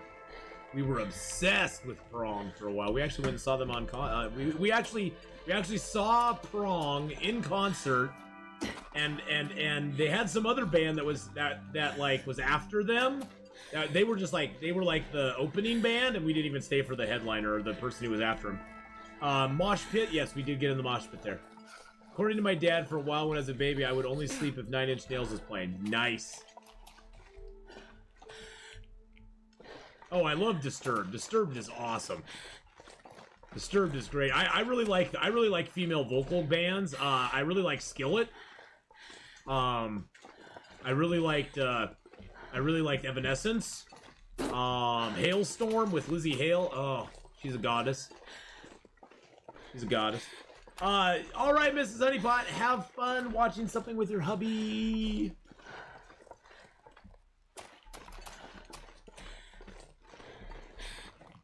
They've helped me so much, and we've gotten closer. Yeah, and that's the thing too, is that if you can therapize a little bit with your family, that can help you get closer to them, which is always a good thing too.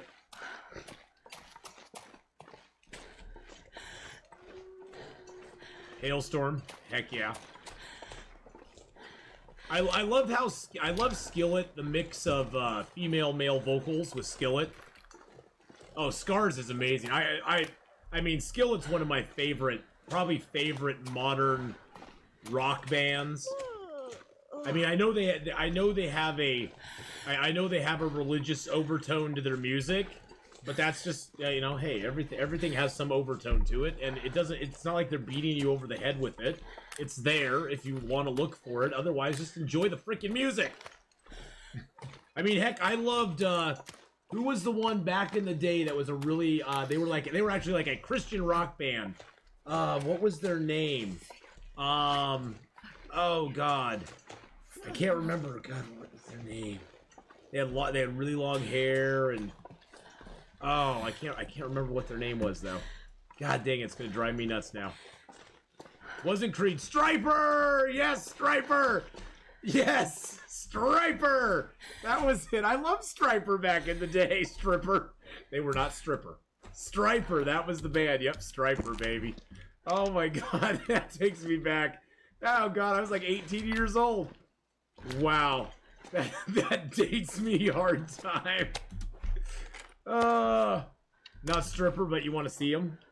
Heyo. Striper, baby. God, I remember Striper back in the day. Oh, yeah. To hell with the devil. Yeah. That was the song that came to mind right off the bat, too. Yep. I remember that. God, that takes me back, man. That takes me way back. Holy crud. God, I'm old. You can remember the name, but you knew who I meant? Yeah. You want to see... It's not Stripper, but you want to see that anyway? BK, that doesn't surprise me, my friend. That doesn't surprise me. Slinging Bibles into the crowd, yeah. Yeah, and see, that's the thing. Skillet is a Christian rock band. But that's just how they approach their music. They don't like overtly like they're not overtly out there trying to convert anybody. You know, if anybody's worried about that, they're not out there trying to convert anybody. They're just like, hey, we're a Christian rock band. All of our songs have a message in them if you want to look for it. Otherwise, enjoy the music. It's like, okay, cool. Yeah, exactly. I mean, I had to be told that Skillet was a Christian rock band before I realized they were a Christian rock band. I mean, when I first saw the video for Hero, I was like, oh, that's a freaking awesome video. Those guys rock. That girl's vocals are freaking on point when she breaks in. She's a drummer of the band. That was the thing that I was like, dang, she's banging on those drums and singing out that music. It was like, wow. It's like, holy crap, what have I found? She's cute too. Isn't she married? Is she married to one of the people in the band?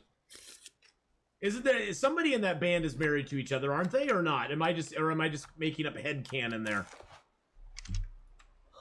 That's the guitarist. Okay, so somebody in the band is married to somebody else in the band, but it's the guitarist gal. Okay. Gotcha. Well, and Skillet's videos have always just been really interesting too. Really interesting. I've always been fascinated by their videos. Oh, look at that. We have a piece of rotten meat. Oh, that tastes so good. Yeah, baby. It's cooked, so we get to eat it. It's getting dark out here. It's getting dark out here. You never heard of Skillet? Skillet's good. The guy who did the music for Assassin's Creed Valhalla makes me want to break stuff. What is that? Is that Limp Bizkit? Break stuff, Limp Bizkit. I like the Monster song. I do too. I have to admit, Vindictive Minx, I was never an ABBA fan. I don't hate their music. I just never was like, I was never like a fan. I never never owned an ABBA album. Heck, I never owned a Beatles album. So, I missed out. I missed out on a lot of stuff. My parents were never into music growing up. My parents were never into music growing up. I never owned a Beatles album. I have never owned a ABBA album. The first music I ever... I had to basically develop my own interest in music because my parents never listened to music. I mean, my mom and dad... My dad never listened to music that I know of. My mom listened to some, like, bluesgrass type music, which is probably one of the reasons I like bands like, you know, I really enjoyed Led Zeppelin and stuff because it kind of has a bluesy feel to it. A lot of their stuff does. But I never got into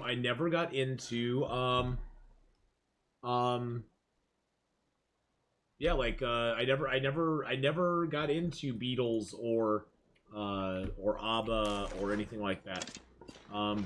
My first memory of any song that I was really truly into was AC/DC's TNT. That was my first memory of music, which was like early 80s. Before that, I saw a little bit of music on Hee Haw, a little bit of music on some variety shows that my mom and dad would watch sometimes. That'd be about it.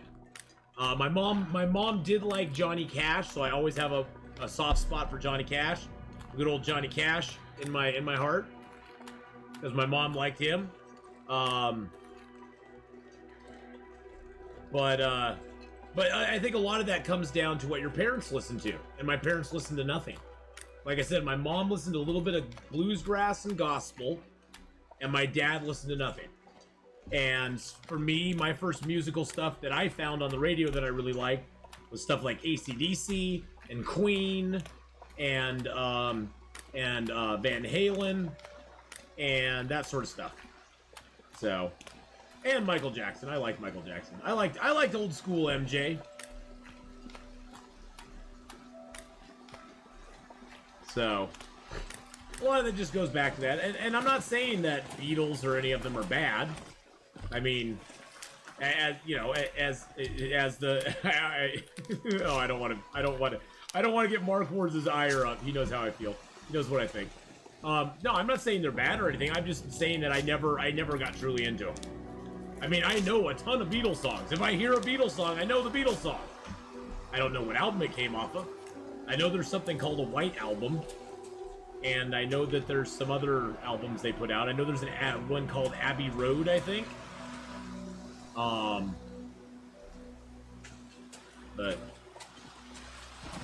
Nickelback's fine. I don't see why Nickelback. You know what Nickelback thinks about all the negative feedback, Cassandra? They look at it and they're like, we made our money. We don't care. We made our money. We do not care. Electronic music and ambiance stuff this day. Yeah, you know, I've always liked electronic stuff. I never realized it until my best friend. She was really into like drum and bass and house music and that sort of stuff. She was into all the electronic. She went to raves and stuff in the 90s. I never went to those because I was old at that point. I like most kind of music except rap. I'm not a big fan of rap either. Rap, and I'm not a big fan of country. Country's never been my thing. When I go to the local guitar center, my son belts out Bohemian Rhapsody. All's eyes are on him. Nice. Nice.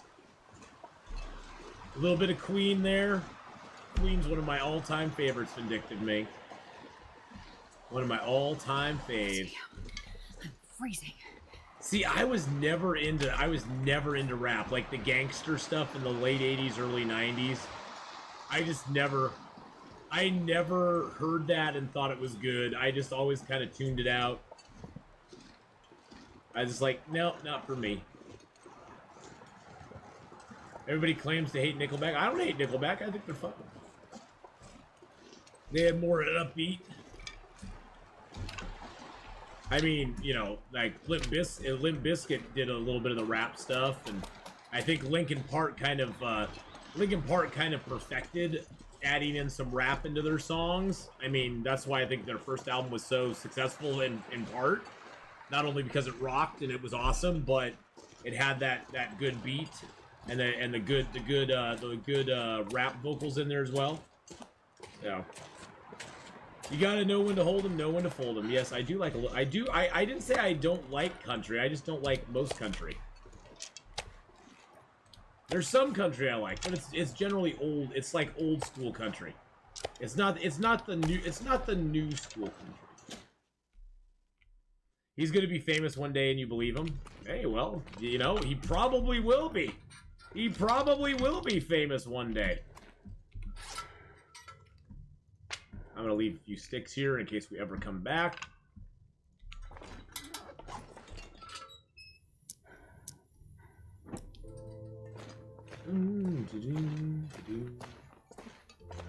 But, you know, music as well is just very subjective.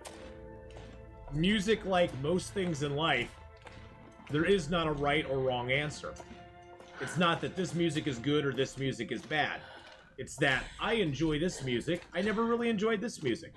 I've been exposed to a lot of music over my life that I've been like, wow, I never knew that was out there. I like that. That's kind of cool.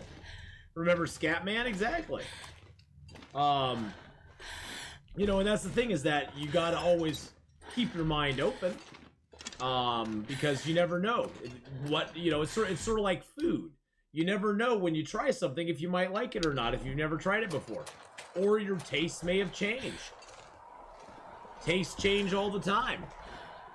I mean, when I was growing up, I absolutely hated mushrooms and I absolutely hated olives. And now what do I have on my pizza every single time? Mushrooms and olives. Because I love mushrooms and olives. Speaking of which, wow, that sounds really good for lunch this afternoon. I might just have to order pizza, boys and girls. Ugh. Yeah, and music and taste also changes as well. You know, there's songs that I hear now, Miss Candela, from like the 80s and 90s that I did not like back in the 80s and 90s, that now, it's not like I love them, but I'm nostalgic about them, and I'm like, oh, I remember that song. Remember how much I hated this song? And now I'm like, yeah, it's kind of a fun little song to bop along with, you know? It's one of those things. I mean, me and my best friend, we've talked about that a bunch of times, where it's like, oh, you remember this song? God, I hated that song back in the day, but I like it now. Yeah, nostalgia is a powerful thing, exactly. Yeah, Cartini, it is a powerful thing. Nostalgia, it kind of trumps everything, because it can make you like fall in love with something again. Cured. These are all cured as well. Cured moose hide. So yeah, I've definitely had some moments like that where I was like, God, I hated that song, and I'm like, okay, I like it. I really like it now. I like that song now. I'm jamming along with it, going, yeah, I like that song. I like it. Yes, I do. And then there's songs like, you know, Backstreet Boys and Sync. Little Spice Girls for you. Tell me what you want, what you really, really want. You know, where I'm like, hey, I like that song back in the day, and I still like it today. And there's nothing wrong with it. If you want to be my lover, gotta get with my friends.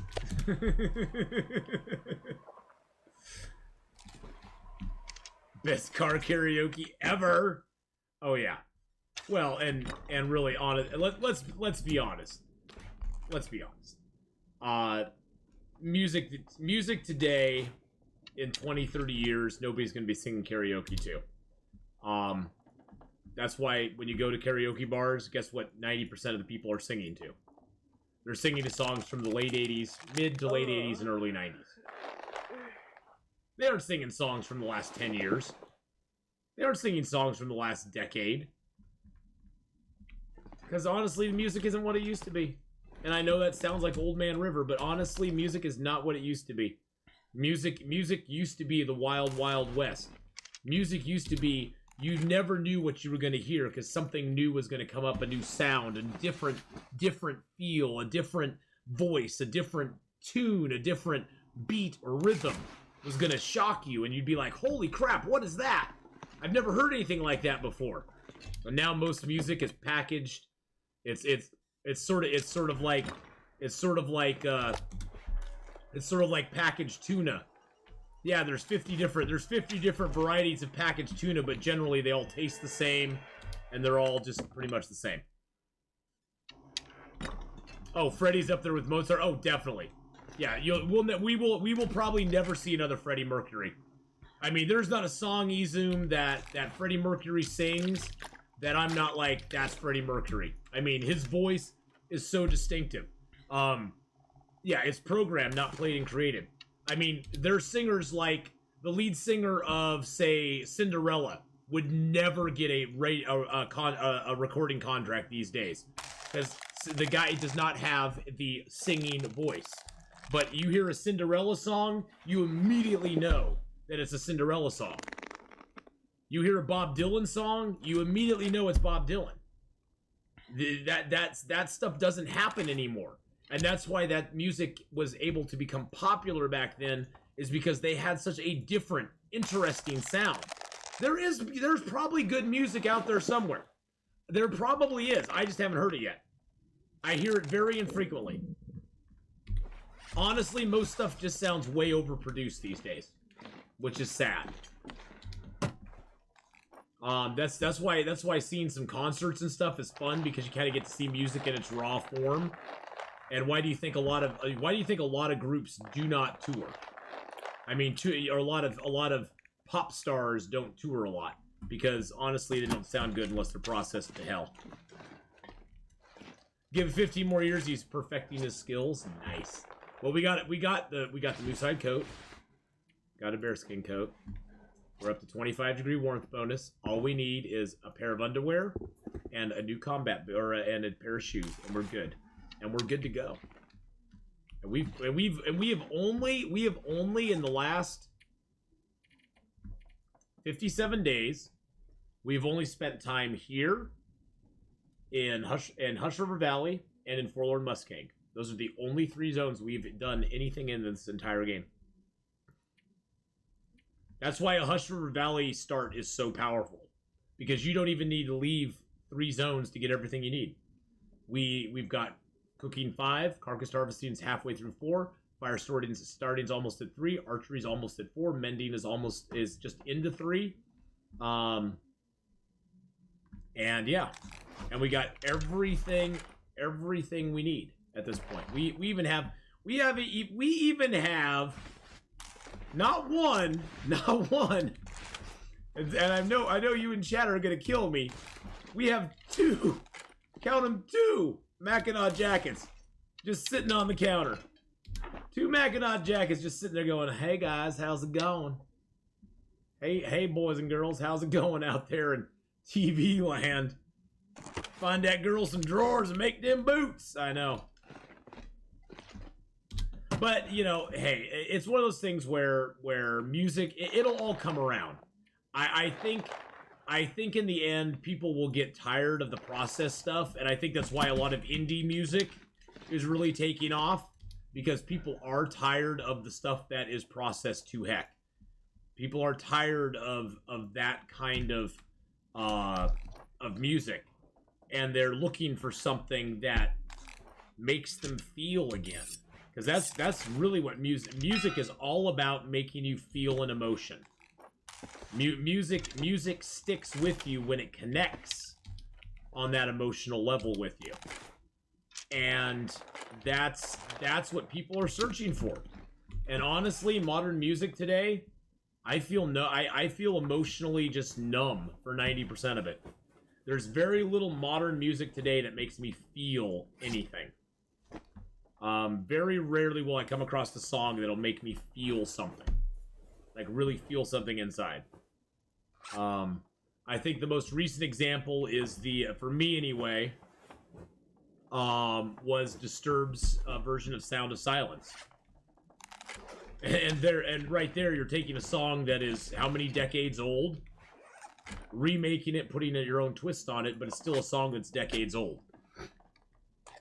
And Disturbed Sound of Silence was amazing. I mean, the emotion. I mean, even who was it? Was it Garfunkel or was it Simon? One of them came out and said, "Yeah, I love his version. I love his version of our song.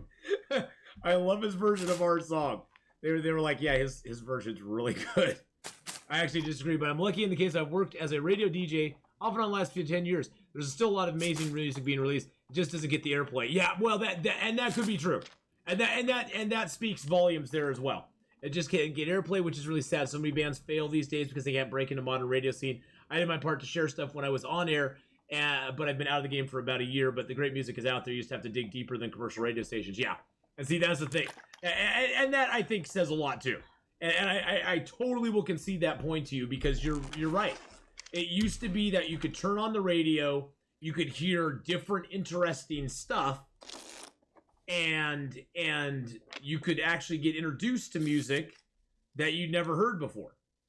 And you're right. I mean, I totally can see that point too. Now you turn on the radio and you switch between 3 pop stations, and I guarantee you will probably hear the same songs on each of those stations within an hour of each other. Well, I think that's why a lot of people, mailers, have gone to YouTube to get their music now. Because they don't hear it on the radio. It's never given a chance to get popular. It's never given a chance to get popular, and that's sad. But that does bring me back to what I was saying earlier, where that's why the 80s are kind of special in a way. Because music was such a wild frontier. The small radio station would have some, you know, there'd be some guy who would have a relationship with somebody like yourself, Galwer, where, you know, a radio dude or some dude like yourself would have a relationship with somebody who was into producing music. They'd be like, dude, I got this really awesome track. Why don't you play it on your station?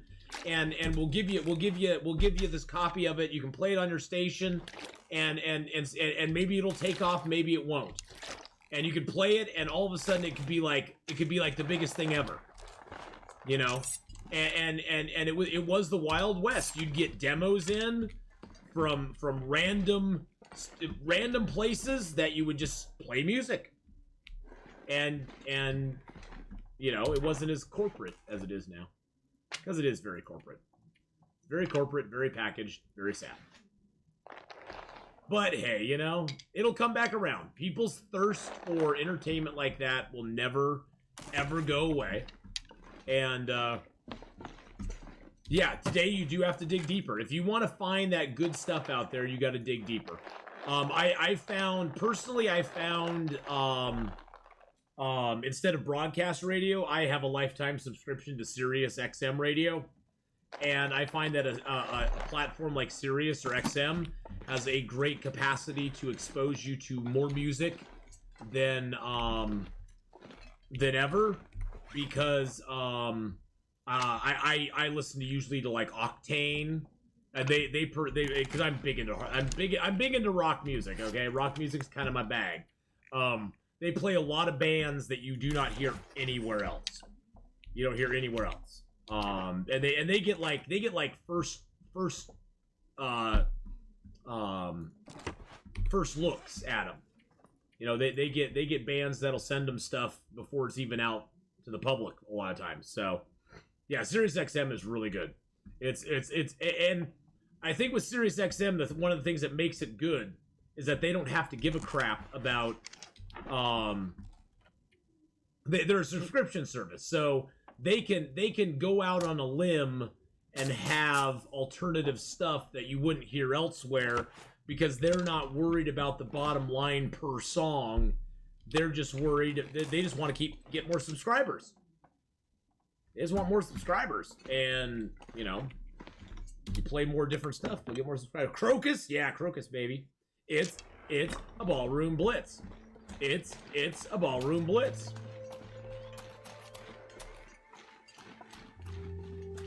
Crocus. Oh my god. That takes me back. Looks like I made it through another night.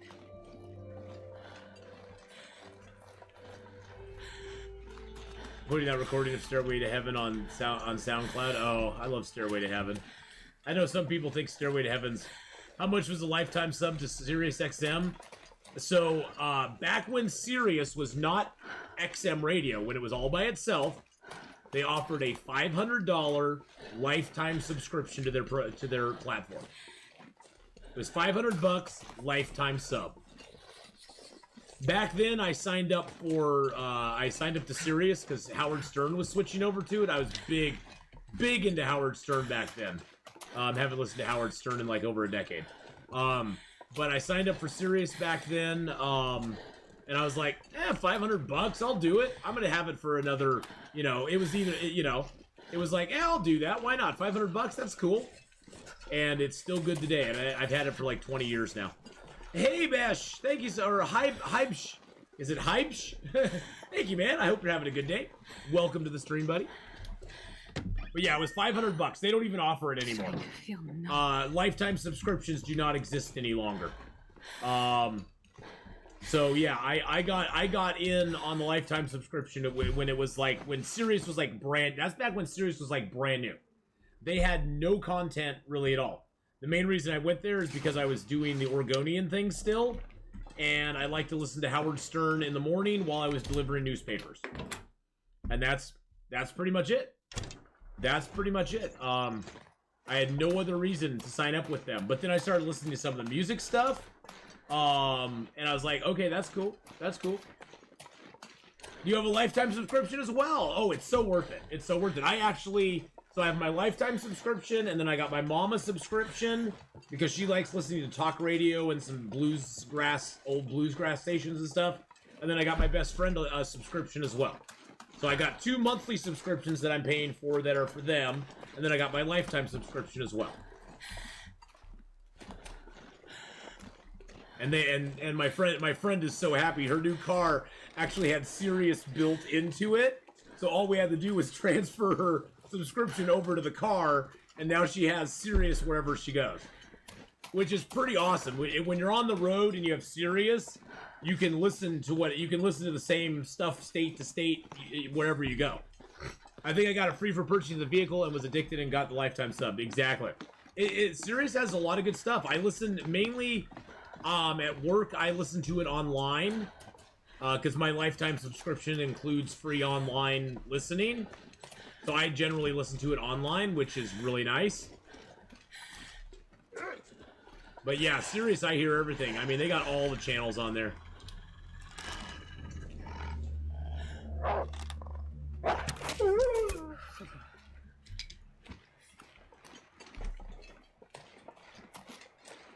Yeah, I know Sirius did team up with a lot of car companies for a while, Vindictive Minx, and like offer like first 3 months for free. You know, with the purchase of your vehicle, or a year, you know, first year for free Sirius when you buy the car or whatever. I know there were a lot of companies doing that for a while. You know, to get people interested. Yeah, to get people interested in having the subscription and sort of get the name out there a little bit more too. Ooh, I have the hiccups now. All right, we're at 44 kilos, which means we're gonna have to drop some weight to get down. Unless we go through Forlorn Mud now, because we still have to climb down. We can't be over 40 kilos no matter what we do. We got to be underweight no matter what we do. Which is so hard because I want to take everything with me. I want to take everything. But we can't take everything. Which is so sad. Let's drop that here. I'll get more bear hides. I'll get more bear hides down the road. I do not need all these guts. What do I have in this cabinet? Oh, God. Oh, God. I got more arrowheads in here. I gotta take my arrowheads. I got 10 freaking birch in there, too. Oh, my God. Seriously? You're killing me, game. You're killing me, Holmes. You're killing me. Leave a couple of those in there. I need at least 2 deer hides to make the boots. I'll get more deer hides when I'm there. Keep a couple there, those for me. I'll get more maple. I just need 1 for backup bow. God, I have 5 maple and 10 birch in here. But I can't make any more arrows. I have to take the arrowheads though. I'm gonna leave a couple of those. Now it's all about weight management, trying to get down to that 40 kilo weight. I do not need the flare. I do need to refill the lantern real quick, so I'll do that. I think it's just going to come down to fuel. We're just going to drop some fuel and call it a day. Drop some sticks, 41.22. Carrying 2.7 kilos of coal. We'll get coal going through the mine. That takes us down to 39. I'll get more sticks when I'm out there. Drop that. Turn one of these sticks into tinder because I only have 1 tinder right now. I think I got the car and lifetime sub between 2008 and 2010. Nice. Yeah, I really enjoy my sub to them. I really do. Oh, that's one thing I could dump off here. Is this the one that has teas in it? Yes, it does. I have so many teas.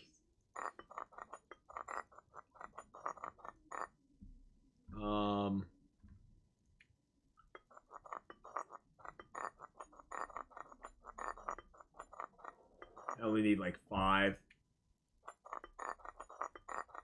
This isn't a lot of weight, but it does weigh me down a little bit. I'll just throw that one in there. Good. There we go. That's good. That got us down to 36.9. We were just carrying a lot of tea on us. Oh, I got 3 pots too. Good. Thank you. Good eye. Good eye, Meeple, Florida. Good eye there. That's the extra kilo we don't need on us.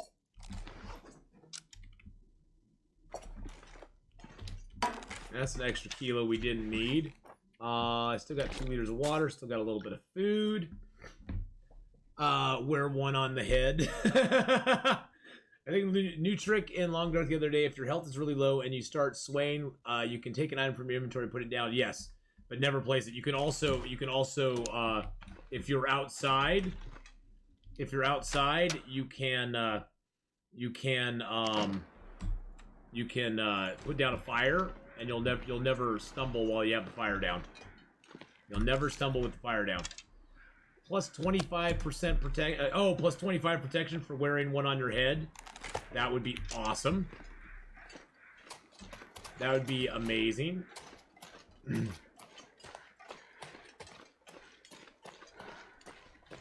All right, boys and girls, time to get the heck out of here. Well, right now we're running a 54% protection right now, boys and girls. 54% protection. 25 degree warmth, 10 degree windproof, and we're still cold outside. It's still negative 52 outside right now. So even with double bearskin coat, we wouldn't be warm. No, Vindictive Minx. When you get really low in health, like you say you get down to like 8% health and your character starts to stagger around, if you put down a fire like this, the character won't stagger as you walk. You can't run with it out, but your character won't stagger while you walk. And then you can get rid of it whenever you get to wherever you are at, or you can just drop something from your inventory. If you have a gut or a hide or something like that, you can drop it from your inventory, and you can carry it around on your cursor as well. I find that the campfire works really good. Star Sand will be in about 9 minutes. We've been streaming now for 3 hours and 51 minutes. At our 4-hour mark, we will be switching over and playing some Star Sand, boys and girls. I've never played Star Sand before. But yes. What was that? That was a deer, wasn't it? Oh, that was a deer. Okay, God, I heard something over there that freaked me out. Unknown game hype. So yes, 9 minutes from now, 8 minutes from now, we'll be switching over and playing some Star Sand. I wanted to get to Trapper's Cabin, so we're gonna get to Trapper's Cabin. It may be more than 9 minutes. We're gonna get to Trapper's Cabin before we play Star Sand. So we're gonna get over to Trapper's Cabin. We're gonna get that done, and then we're gonna switch over and play some Star Sand. So Escape the Pacific will be later this evening. I'll be playing Star Sand for about 4 hours, and then we're gonna play Escape the Pacific for about 4 hours tonight as well. So it's on the docket. Today is 12 hours of streaming, boys and girls, so there will be a variety of things happening throughout the day. But yes, Escape the Pacific is tonight at about 5 p.m. Pacific Standard Time. So, and we're still exploring. We are still exploring our second cluster. I found no new clues in our new cluster. But our new cluster is weird. It like stretches out to the northwest in a weird way. I haven't found any really good islands yet either.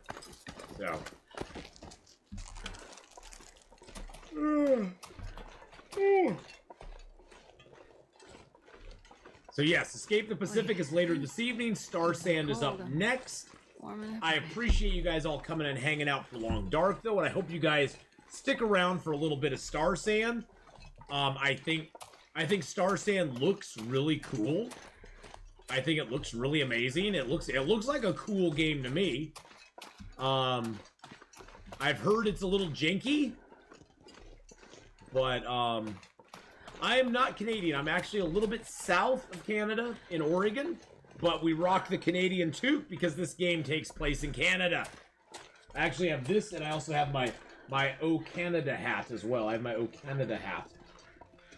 So I've actually got 2 Canadian hats. And Toque Chair has a hat too. Now, this cave here, boys and girls, always has matches in it. The matches are usually on this dead body or in the bag. One of those two. But there's always matches. There's always matches in this cave no matter what. And there's usually a couple pieces of firewood in here too. I don't think we'll be able to carry that. Will we be able to carry that up the rope? Oh yeah, we can take that up the rope. Let's get a little bit of sleep. But yes, I do rep for Canada. Oh, Canada! I have some Canadian friends who are streamers. That's about it.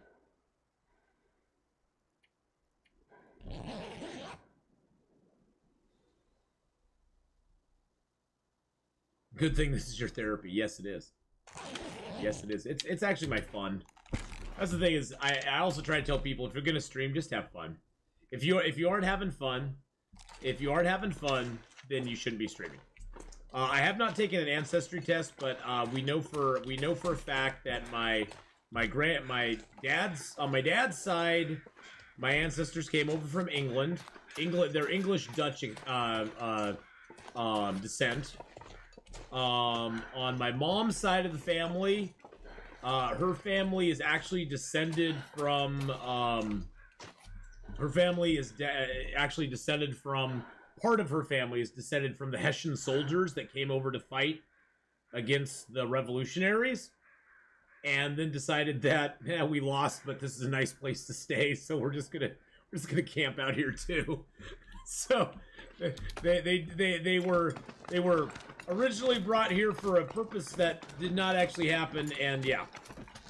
But descended German, Dutch, and English descent is where they came from. But that's the two sides we know of. But there's actually, my mom's done a lot of the ancestry stuff herself. I personally haven't done it, but she's really big into that. She has genealogical records going back quite a ways. Genealogical records, I should say. Going back quite a ways. As well as she's done some ancestry type stuff as well. But, yeah. I mean, I have never done it myself. I think she's done it just to get a better idea. I just have been like, yeah, whatever. I'll let my mom do the work for me. Love you, Mom. Love you, Mom.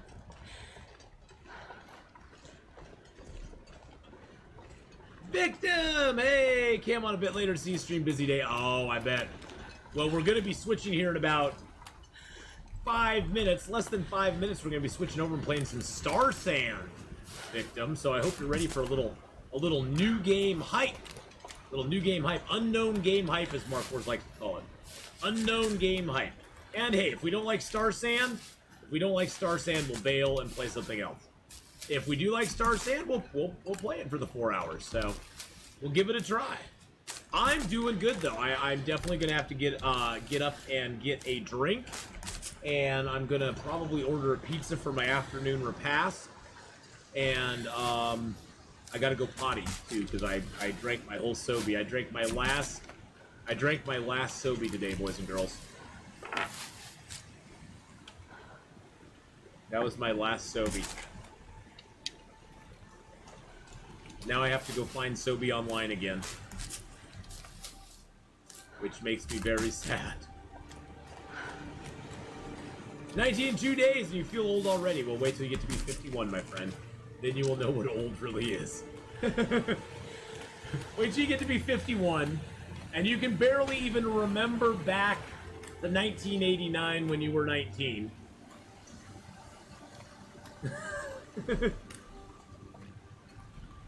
Ooh, I'm gonna sneeze. Woo! Oh!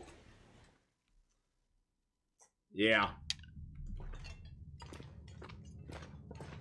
My son is now 21 because he was born in 2000. So probably have my lantern out in here so I can see a few things. There's not a lot of coal in this cave, but you can actually go through this cave without a lantern because there's pretty much light.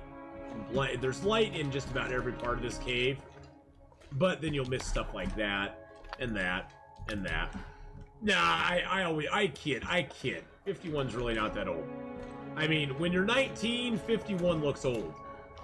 When you're 19, you're like 51. Oh my god, 51. That's like old. Why did you feel you had to prop that up in here? Like, oh my god, 51 is old, but it's not that old. I wouldn't want to be 19 again. I would not want to be 19 again. Heck no. Unless the only way I would agree to be 19 again is if I had all my memories and experience of what I have right now. That's the only way I would agree to be 19 again.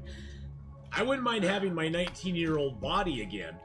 I wouldn't mind having my 19-year-old reflexes again.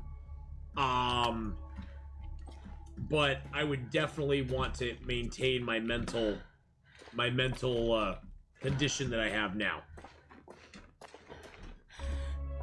Because mentally at 19, I was not in a good place. I was not in a good spot. The physical aspects of 19, I would love again. Well, I mean, gosh, when I was 19, I could sleep on the frickin' ground and wake up in the morning and be like, yeah, that was nice. That was a good, comfortable sleep. No problems, no problems. You know, back when I was 19, I could stay up for 48 hours and be like, yeah, I'm a little tired. I'll go to bed soon. I wouldn't mind that, but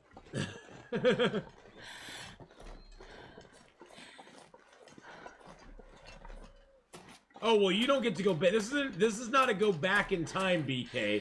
This is a anti-aging thing. This is where it reverse ages your body to the same state your body was in when you were 19. Well, boys and girls, we have the Trapper's Cabin to